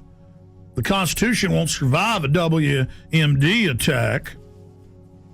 And I said at the time, I said, he is part of the Pentagon's billions in fake news. That's illegal. The General Accounting Office has already ruled that they're paying off reporters and people to go on TV. I said, I bet my bottom dollar Franks is being paid off. Now they're rolling them out in the news. The camps will be for you when you're starving during the collapse of society, which is what the IMF and World Bank have done to countless third world countries, and their own documents say they want to do it here.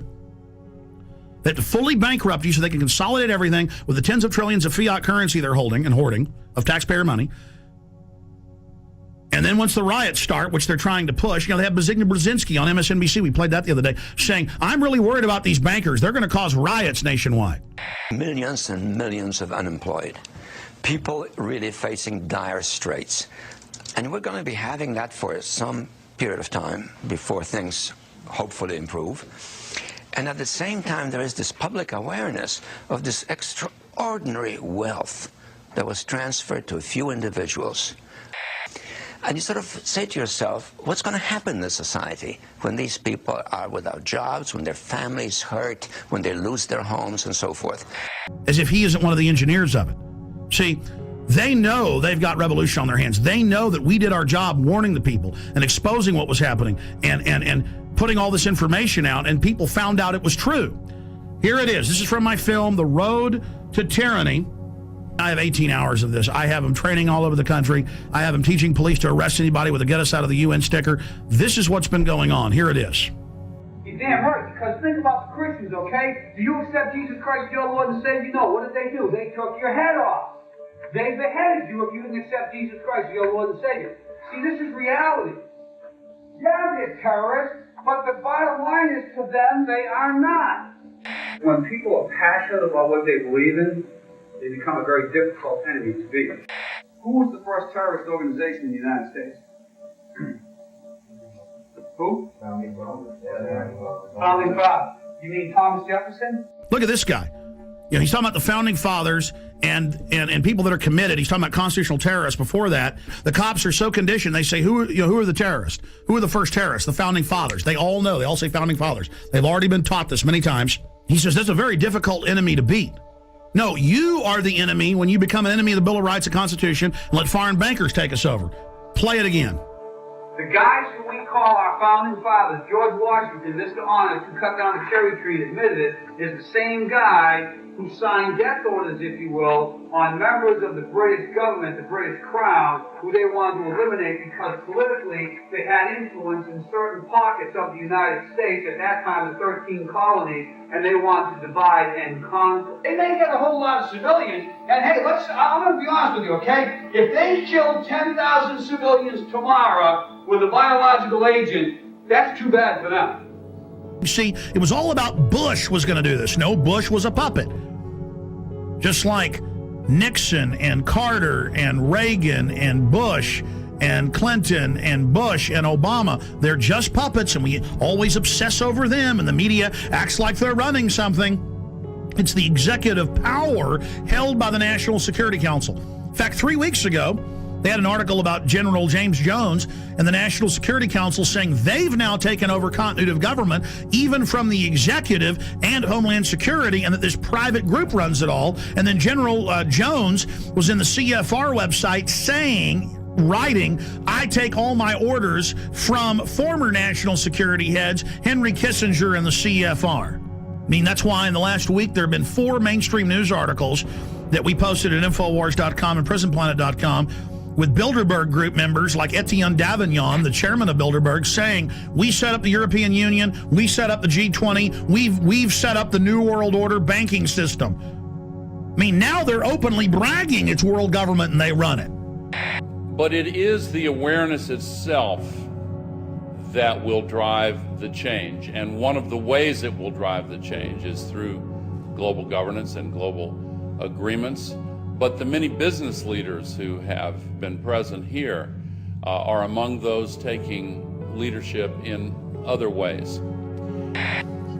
Yet these problems can be overcome by a joint effort in and between our countries. 2009 is also the first year of global governance, with the establishment of the G20 in the middle of the financial crisis. The climate conference in Copenhagen is another step towards the global management of our planet.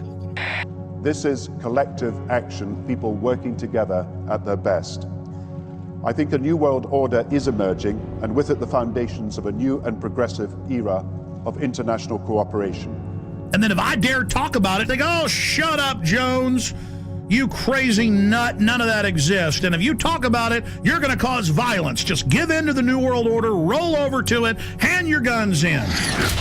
Let's start with the airport adventures, which they now admit are going nationwide with the Viper teams at bus stops, train stops, the streets, shopping malls, random vans, sending you through body scanners, biometrically scanning 360 your naked body. Now, I've seen more in-depth images by the actual companies where they can zoom in on pores.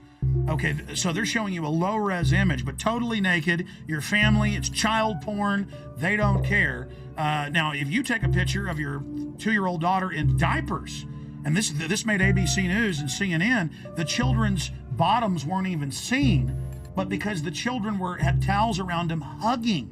That was a 3-year-old and 2-year-old. They were arrested. Their children were taken. So that's things that aren't bad are called bad. But then the government recording your naked wife, you, your children, and now they're going in at all major airports, 214, and their people in Houston are being forced through them. But people are refusing and saying, no, you perverts, you're not going to do that. So Aaron Dykes and Rob Dew, back from 6 days of adventure with the police state in Canada and the U.S., tell us what happened. Well, I got hit up first. This was in D.C. flying to Detroit. Because you got long hair. You get pulled out every time. Some kind of Al Qaeda. But Aaron was already through security, and I walked through, and they go, oh, sir, can you step in here? And I said, so what's that? And they said, oh, this is our RFID scanner. And I said, no, I'm not going in there. And what do you mean? And I said, I'm not going in there. I said, I don't agree with that. And they said, oh, well, it's voluntary. I said, well, good, I'm not doing it. Yeah, but so that's like SeaWorld made you thumbprint at first. It was voluntary. Now it's mandatory. It's like dog training. Passengers describe a terror attack and the arrest of a suspect who tried to blow up a plane as it landed at Metro Airport. We heard a loud pop, then a bit of a smoke. Sounded first like a balloon being popped. All of a sudden, heard some screams, and flight attendants ran up and down the aisles, and Everything's crazy. People are screaming. There's fire on the plane. There was a lady shouting back, and she was saying things like, what are you doing? What are you doing? At that moment, I was sure I was going to die. And we're learning tonight more about the suspect. Let's get to Fox News' Andrea Isom. She begins our team coverage. She is live at Metropolitan Airport. Andrea? As the hours go on, you are right. We are learning more about the suspect, and quite frankly, the details are chilling. The man, the menace, 23-year-old Abdul Mudala of Nigeria. Mudala's despicable actions were all on Al-Qaeda's behalf. Sources telling Fox News his instructions were to blow up the plane over U.S. soil. The intelligence community knew about Umar Farouk Abdulmutallab weeks ago and failed to spread word that would have put him on the no-fly list. The father of the suspect in the Christmas incident warned U.S. officials in Africa about his son's extremist views. That a report was prepared and it was sent on to the CIA in Langley, Virginia, CIA headquarters, but it was not disseminated to the wider intelligence community. Obviously, when you have a father coming in and talking to the embassy about a son who's radicalized, gives the embassy the passport number, the first thing you would think is a very fast effort to see if the person's got a visa and suspend the visa.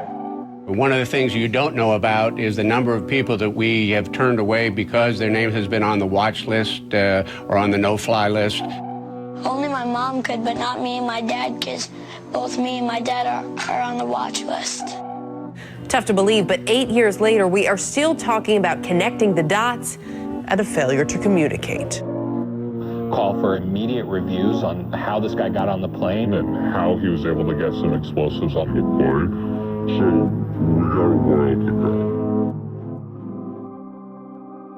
This is a controlled patsy. Facts are facts. You can have your own opinions, but you can't have your own facts. And we have this same pattern that we've seen again and again. We have these individuals that have very limited mental equipment, but nevertheless they're able to work miracles. In other words, they can do things that a normal person would never be able to do. You'd be arrested, you'd be questioned, you'd be searched, you'd be stopped in some way. He gets out of countries, he's disheveled, looks like he's drugged, stumbling around. I mean, this is classic. He doesn't get on any serious list of for scrutiny or special search. And then we have this famous story of the well-dressed Indian who accompanies him. I saw two men, and they caught my eye because they seemed to be an odd pair. One was what I would describe as a poor-looking black teenager around 16 or 17, and the other man, a age 50-ish, wealthy-looking Indian man, and I was just wondering why they were together. Kind of strange. And I watched them approach what I would call the ticket agent, the final person that checks your boarding pass before you get on the plane. He gets from one plane to another thanks to this patsy minder, a patsy chaperone or patsy monitor. The only person that spoke was the Indian man, and what he said was, this man needs to board the plane, but he doesn't have a passport. And the ticket agent responded, well, if he doesn't have a passport, he can't get on the plane. To which the Indian man responded back, he's from Sudan, we do this all the time. And the ticket agent said, well, then you'll have to go and talk to my manager. And she directed them down a hallway. And that was the last time that I saw the Indian man, and the black man I didn't see again until he tried to blow up our plane. Then I'd be interested to see, is there a passport? Won't the FBI please show us a passport if there is one? They won't release the videos from Amsterdam. I mean, this is suspicious. Oh, yes. I think it's beyond suspicious. It's a clear case of a patsy. So he's a controlled asset. And, of course, it's not a matter of failure to connect the dots. We're hearing all about the unconnected dots. No, this is the desired outcome. Let me just point out a couple of other things here. We're told that this alleged bomber, right, Knicker bomber, whatever they call him, he was in contact with this character Awlaki in Yemen. And, of course, this Awlaki, I call him Awlaki the CIA lackey. Awlaki the lackey, and remember, he's a CIA lackey. He's a double agent, a triple agent, if you want. he is used as a kind of beacon to recruit patsies across the world, and they can always sheep dip somebody like Major Hassan. If they want to say, you're linked to Al-Qaeda, they just have you exchange a few emails with this Al-Laki, and that's what he's good for, right? He goes back to 9/11 and Hani Hanjour. So this guy is he's a U.S. agent under whatever layers of garb that he's got. The other thing is, how was this young patsy Omar Farouk Muttalib, how is he radicalized? And I think we're getting some pretty good indications that it's this Brixton Mosque, Finsbury Mosque axis in London, the school for patsies, the British patsy Which, by the way, 6 months ago, I remember it, you predicted we'd see plane bombings out of that mosque. This is not so hard to do. Remember Richard Reed, mentally retarded vagrant who was sleeping on the floor of Brixton Mosque, I think.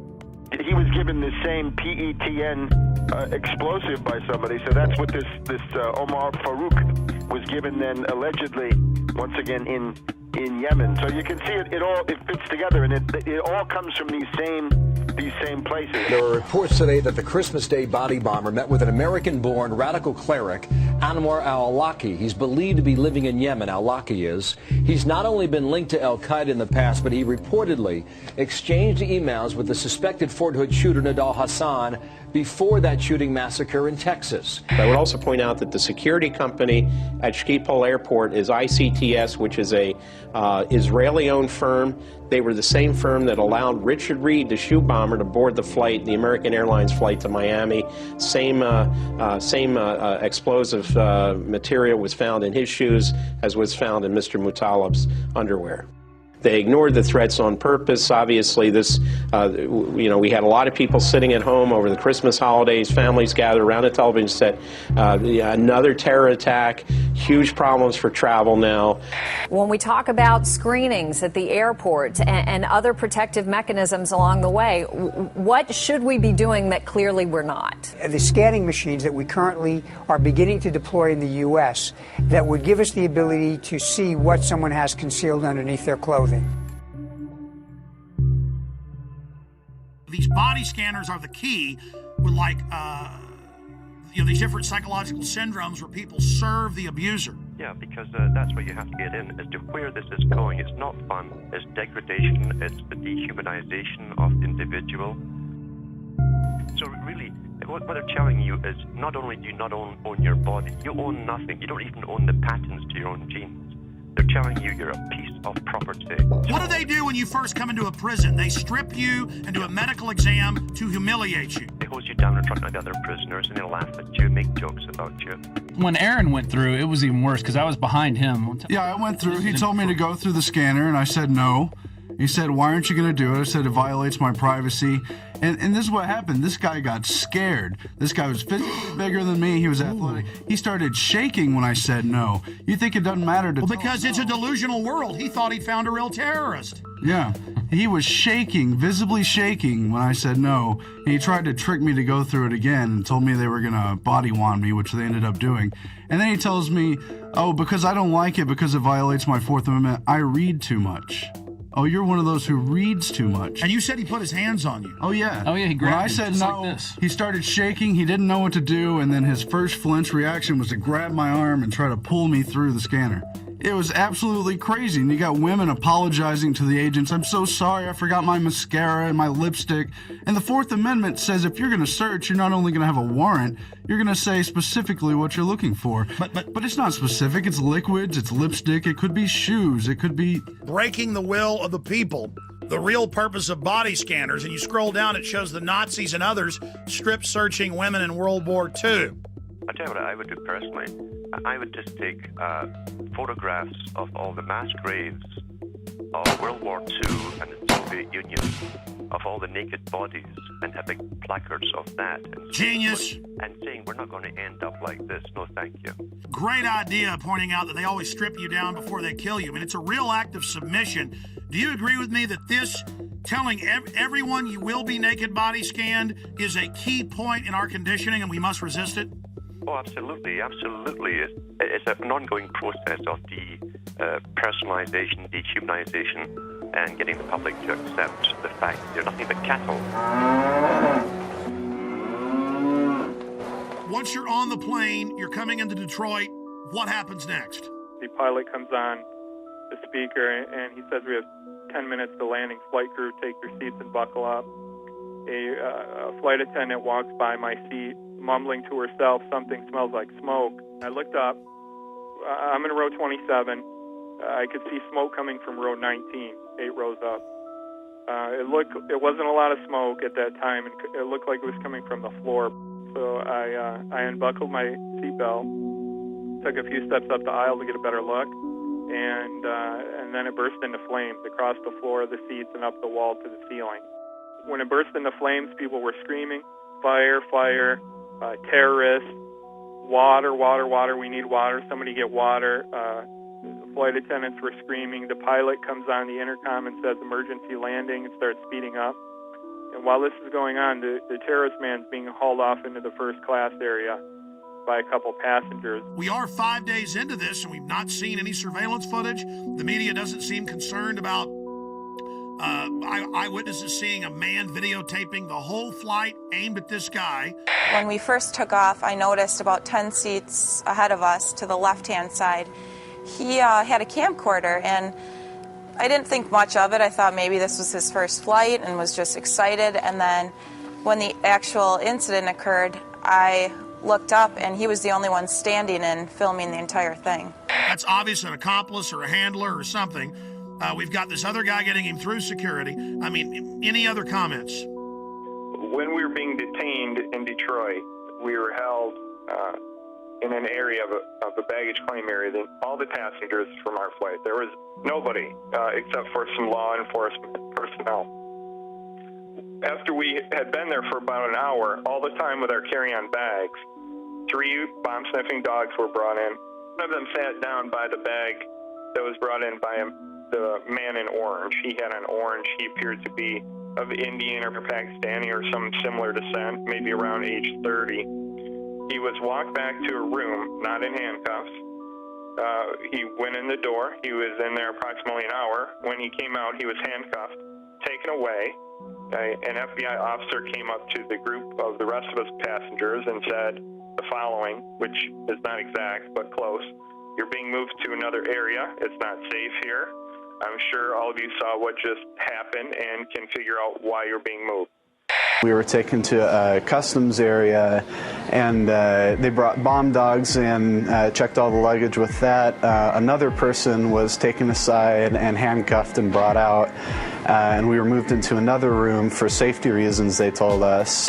My story on this has been the same all along, and the FBI now has 5 versions of their story, which I clearly lay out with a time period and with each version, and they're not credible. There is absolutely no excuse for the reason why. Number one, we were left on the plane for 20 minutes, not knowing if there was another bomb there. Number 2, security allowing us to take our carry-on bags off the plane, and we stood there with all of our bags together for an hour until the bomb-sniffing dogs arrived. And then, after they found one, well, then we're moved to another area, and now they don't want to talk about the man who was taken away. You were there. They didn't stop him for immigration violations. The dog went over and sat down in front of his bag. The alert for explosives. Right. Exactly. Unless this is a passport-sniffing dog. This is a huge story, one of the biggest out there. The FBI is on this full time. They know what's going on. Why are they being dishonest? And how do we investigate this when the investigators themselves are engaged in clear obstruction of the truth? I don't know how else to take it. It's either utter incompetence or intentionally hiding something, and I don't know how to take it. And still, we're now, 8-9 days into this, and we still haven't seen the Amsterdam footage. Well, and also, why aren't we seeing the video of when he's going through metal detector, passport check, and boarding? This is a modern airport. You'd think they would have video of all this of some sort. They didn't say, oh, we'll look at that. They just said, no, there was no one helping him, which is very suspicious, instead of just putting the footage out.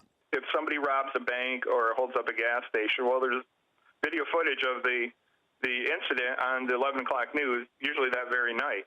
If I'm not correct, Well, show the video. What are you hiding?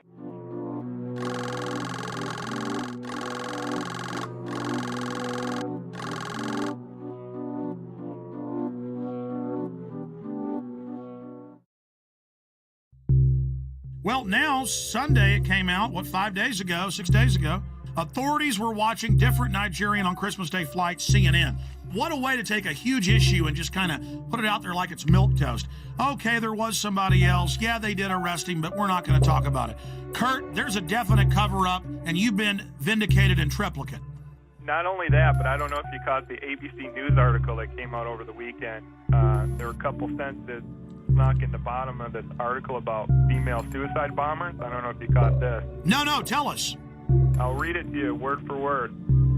Federal agents also tell ABC News they're attempting to identify a man who passengers said helped Abdul Muttalab change planes for Detroit when he landed in Amsterdam from Lagos, Nigeria.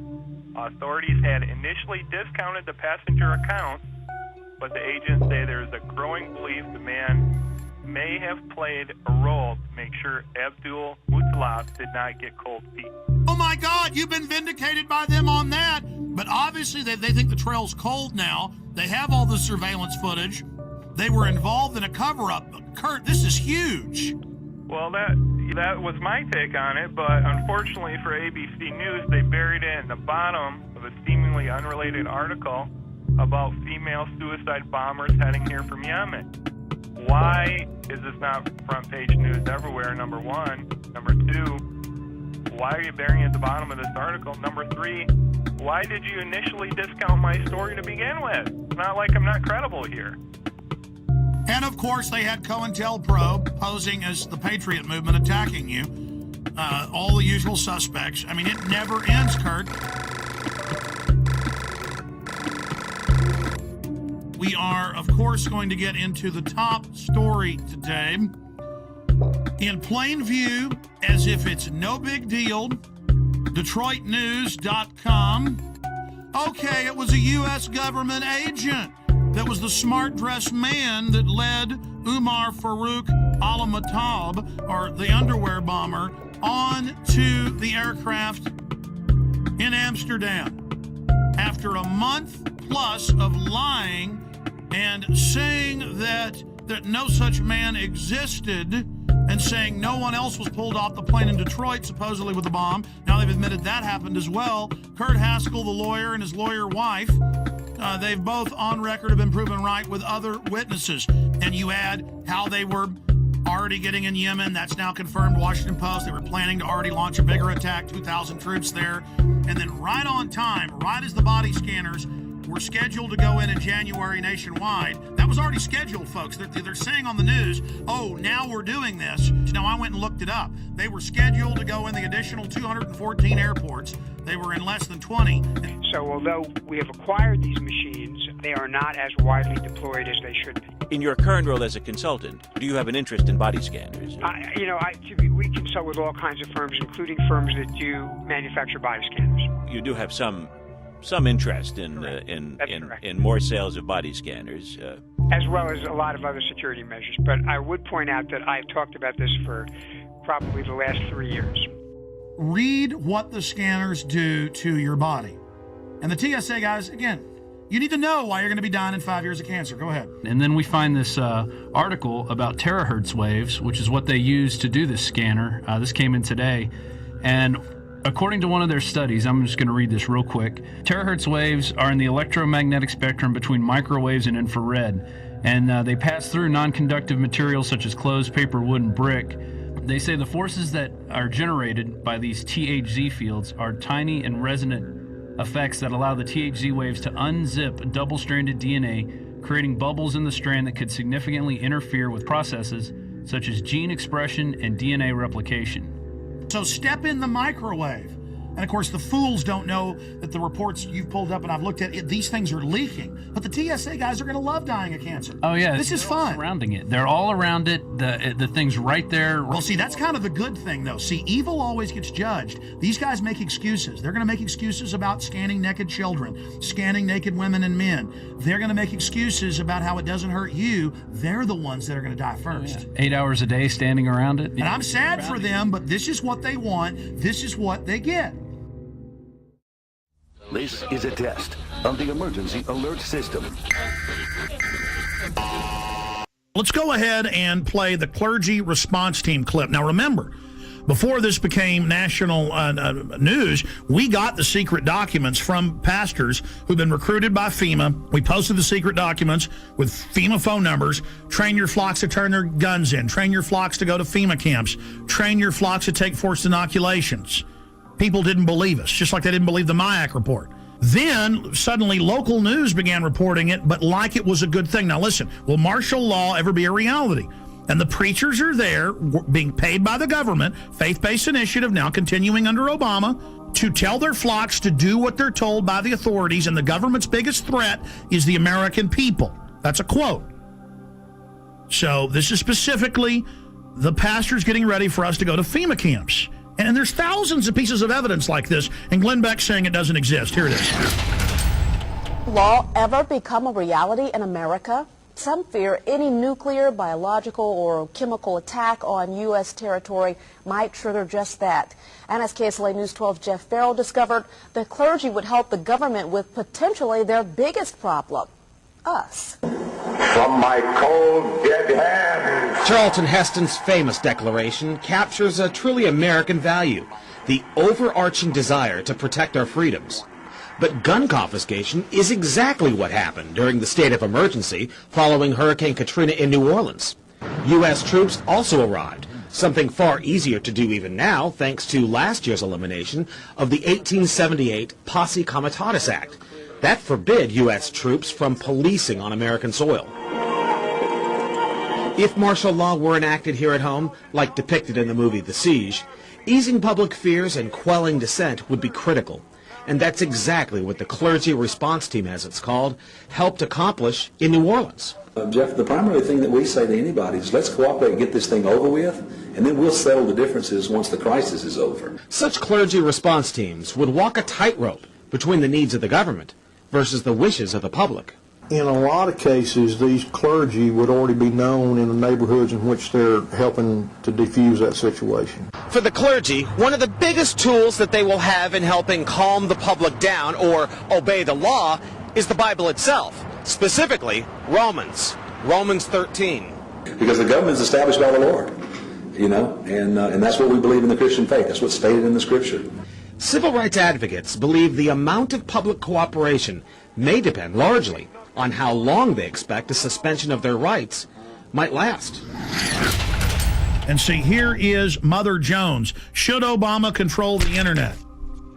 It says right here, Senator John Rockefeller, goes by Jay Rockefeller, has announced they need to end the internet, that it's bad, and that private companies will have government hubs tied into them to snoop on everyone without warrants and to be able to shut down the web instantly. See, right now the government has to get warrants and go out and seize all the hubs. Here's another one. America's secret police. Intelligence experts warn the proposal to merge two Pentagon intelligence units could create an ominous new agency. And the head of cybersecurity just resigned 3 weeks ago, saying the Pentagon and Homeland Security are taking over the internet and it's a threat to freedom in America. So their own guys quitting, saying this takeover is happening. All the radio and TV in the nation under the emergency alert system in '96 under a federal law and executive order, FEMA is wired into the transmitters themselves and cable to take over all the systems and broadcast anytime they want. Before, the stations would tune to a signal themselves. Now that's out of their hands. All of that's going on. So see, they've got the preachers, they've got the citizens, they've got the military prepared for martial law, and they could remotely listen to you even when the cell phone's off. That's standardized the cell phones. And all telecommunications companies were given $9 billion total to put in whole floors for the NSA to move into. So the NSA doesn't tap the phone companies. They are the phone companies. Just like FEMA on all radio, TV, cable, you name it, is already in control. with hubs at the transmitter site or at the satellite uplink site, the last piece of equipment. This is in my film Police State 2000, by the way. See, I was sitting there talking to the engineer in 1996 at KJFK FM, and he calls me over and goes, look at this, Alex. They're ordering us to do this. Here's all the secret documents. We're not supposed to show this to anybody. And I was sitting there reading it. FEMA takes over through this. Everything you do goes through this system. I mean, that's what you hear when it goes, bang, bang, bang. You know, this has been an emergency alert system. That is a federal test tone going via shortwave radio transmitters, dials in, and takes control of your radio station. And that's what they say right here. During emergencies, when they're rounding people up and arresting them and shooting people, their job is to keep the media shut down. They don't have to come arrest Alex Jones. They hit one button, the internet shuts off. They hit one button, In the not-too-distant future, a self-proclaimed intellectual elite will rule every aspect of our lives. People in the world are content to stay as first or second level maggots. The economy is emerging from the recession. We have to keep geoengineering on the table. Implementation depends on motivation. An alarming and possibly catastrophic disaster. Already the path has been chosen. The design set in motion decades ago. Their endgame? Complete control. Water. Air. The economy. Population and even human logistics will all fall within their purview. The goal? To acquire all the natural resources of the planet and bring them securely under government control. All activities of mankind will be monitored, accounted for, and controlled.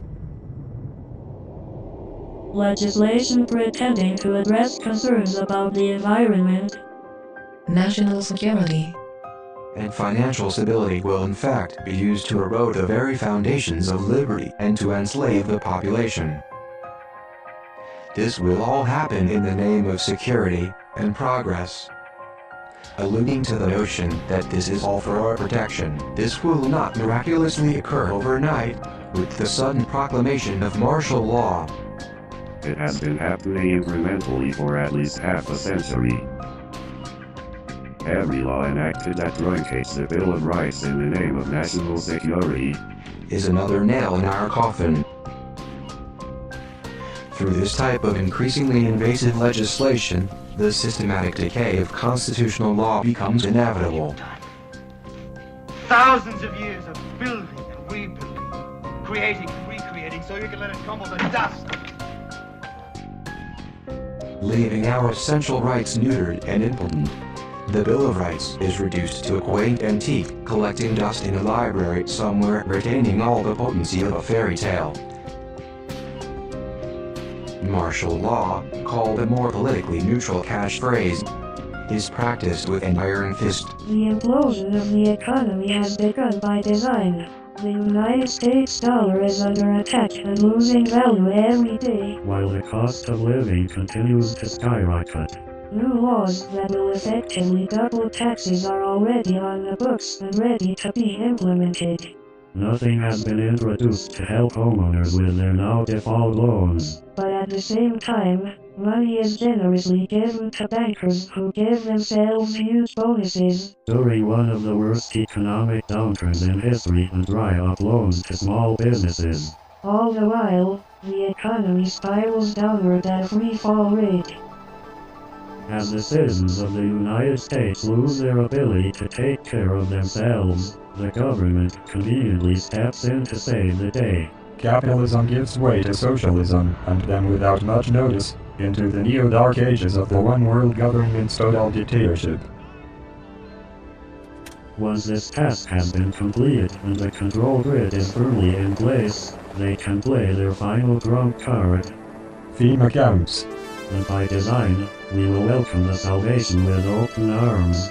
As any alternative will surely seem like suicide. Once we've been properly enslaved, they gain control over the rest of Earth's natural resources. Humanity. America, here's what you need to know tonight. I'm, basically a rodeo clown. If you have any kind of fear that we might be headed towards a totalitarian state, look FEMA trailers, FEMA prisons, FEMA camps. I want proof. If they exist, I want pictures. I lost sleep last night worrying about this story, thinking about this story. But when I see, 9/11 victim family on television or whatever, I'm just like, oh, shut Well, up. yesterday we talked about debunking conspiracy theories. The only thing that I answer to is myself. And I just want to be able to look at myself in the mirror and also sleep at night. Glenn Beck, a year and a half ago, said that Ron Paul supporters should be arrested and that the army should be used against them, and that they were dangerous terrorists. You need more tears.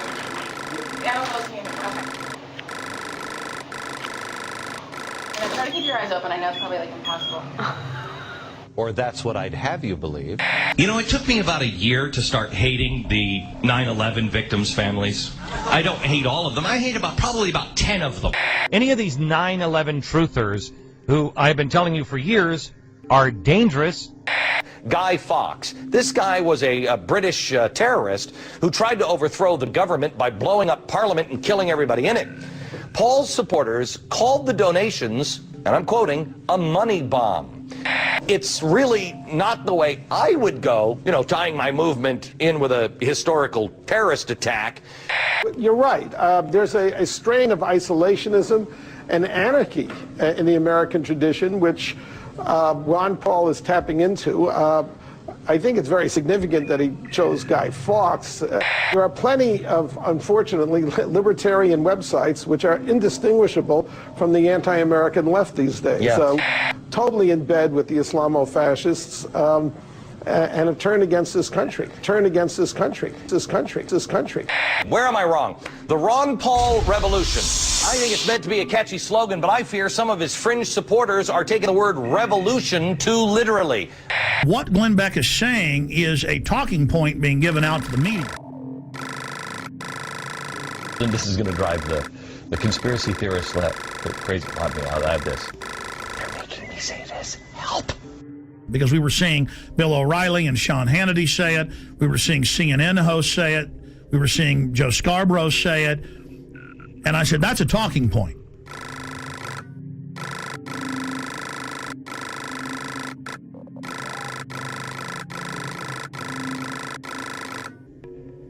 And then suddenly he started saying a few months ago, I'm going to expose the FEMA camps. If these things exist, that's bad, and we will cover it. If they don't exist, it's irresponsible to not debunk this story.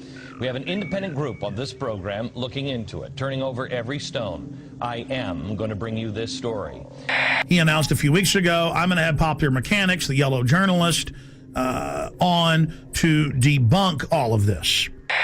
So I asked James from Popular Mechanics to do an investigation on several projects. The first one is the FEMA camp. Yes, and so we put a reporter on this, and what's so interesting here, we're waiting to really do a definitive deep dig on this. We don't like to just come out and say, oh, we've debunked it, after we've looked at it for 2 days. And how is Glenn Beck debunking it? I have predicted tonight, we'll see if I'm right, that he will do a straw man and focus on the websites that are getting it wrong. And what we did was we looked into these claims. You can't go and visit every one of the 600 sites that some of these conspiracy theorists claim. So we started looking at the ones that are most popular on the internet. And I said, well, look out, folks. He's just trying to get your confidence to then discredit it later.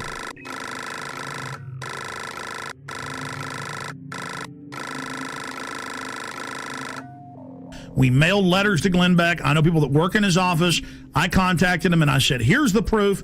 If he wants it, we stand by to work with Mr. Beck if he isn't going to come out next week and say arrest all of us, basically like he was doing a year ago. First of all, on the FEMA prison thing, I know we've been in contact with your office, and we would appreciate any help that you have. I want to make sure we're turning over every stone on anything, because there's a lot of crazy stuff that is being said about these things. And because Beck says he's been doing months of research, and they've been having trouble finding it. He's doing research, but he can't ever bring any facts, and he makes little jokes about, ooh, the government's going to get me, or, oh, I'm being censored on Fox, and calls us conspiracy theorists. And I'm predicting Glenn Beck is going to attack us this way. They're going to show the 1990s video of the closed down Amtrak train system up by Chicago. So we started looking at the ones that are most popular on the internet. Okay, and let's show the video. First, show me the video that is on the internet. This is one of the so-called, I guess, a death camp. This is something where they're showing a so-called concentration camp. These are turnstiles. This is in a secure behind the fence. I don't know how they got this video when it was behind the fence, but they went in and got this video. Like so many of these things, the truth is actually fairly evident. This is an Amtrak repair facility in Beech Grove, Indiana. The woman who made this video initially claims that it's some kind of American Auschwitz, and they've outfitted buildings with gas, and they've got these strange turnstiles. In fact, it is a repair facility. They're going to do that, and then what they're going to do is they're going to show the photos that are all over the web in Mississippi and Louisiana of mock Bosnia-Herzegovina / Kosovo training camps, because the signs are in that, Slavic language, where it has machine gun nests, checkpoints, barbed wire as a refugee camp, and they send the troops through for drills. Show me the pictures of, I think this is Camp Grayling. Do we have the picture of the watchtowers? This is pretty spooky. This is where Americans are currently being held, I believe they're saying. Well, people say all kinds of things, and these pictures have been floating around the internet for more than 10 years. Okay. In fact, Camp Grayling is the largest National Guard training facility in the U.S. They train Army, Navy, Marines, and one of the groups they train is military police. And in fact, one of the functions they train them for is handling prisoners of war in a battle zone like Iraq. And they're going to say, see, people said this was a camp. It's not really a camp. It's a place where they're doing drills. Oh, see, this is really just an Amtrak train track.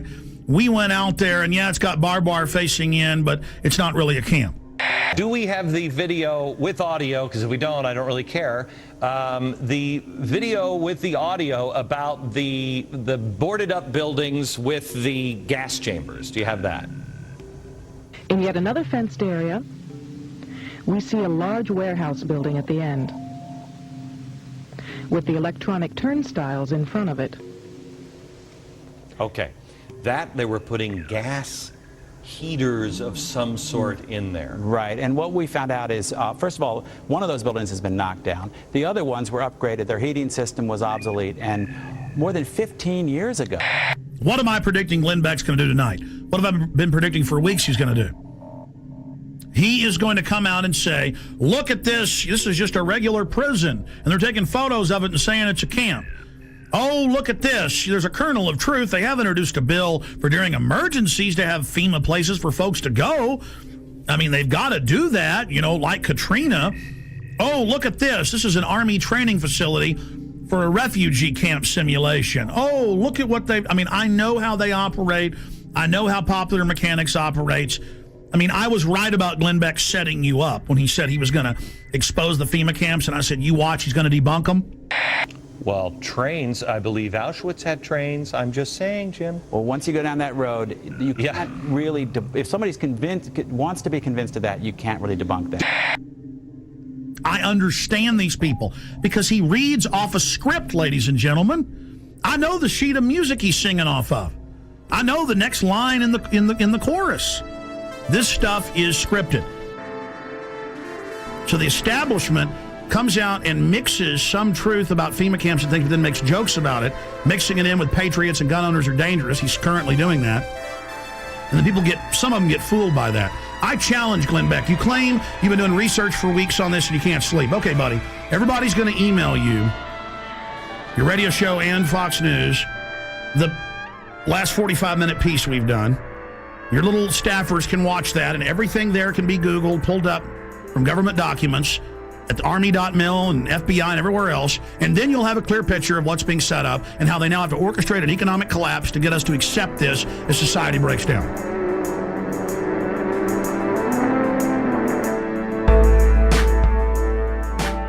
If Glenn Beck wants to know if the FEMA camps are real or not, all he has to do is go to the Army War College, the Army.mil website, the Army Times, and they say and it's been all over the Phoenix newspapers. The police say they're ready to work with the military against the people, that their new mission is fighting the American people physically. Chaos is hanging around, put your ear to the ground and shudder from the sound. The death machine ain't slowing down, it's gaining pound for pound. A gas mask is the couture in the summer of rage. They're building mass graves within the states. You and I, they'll vaccinate. They're preparing us for an all-out police state.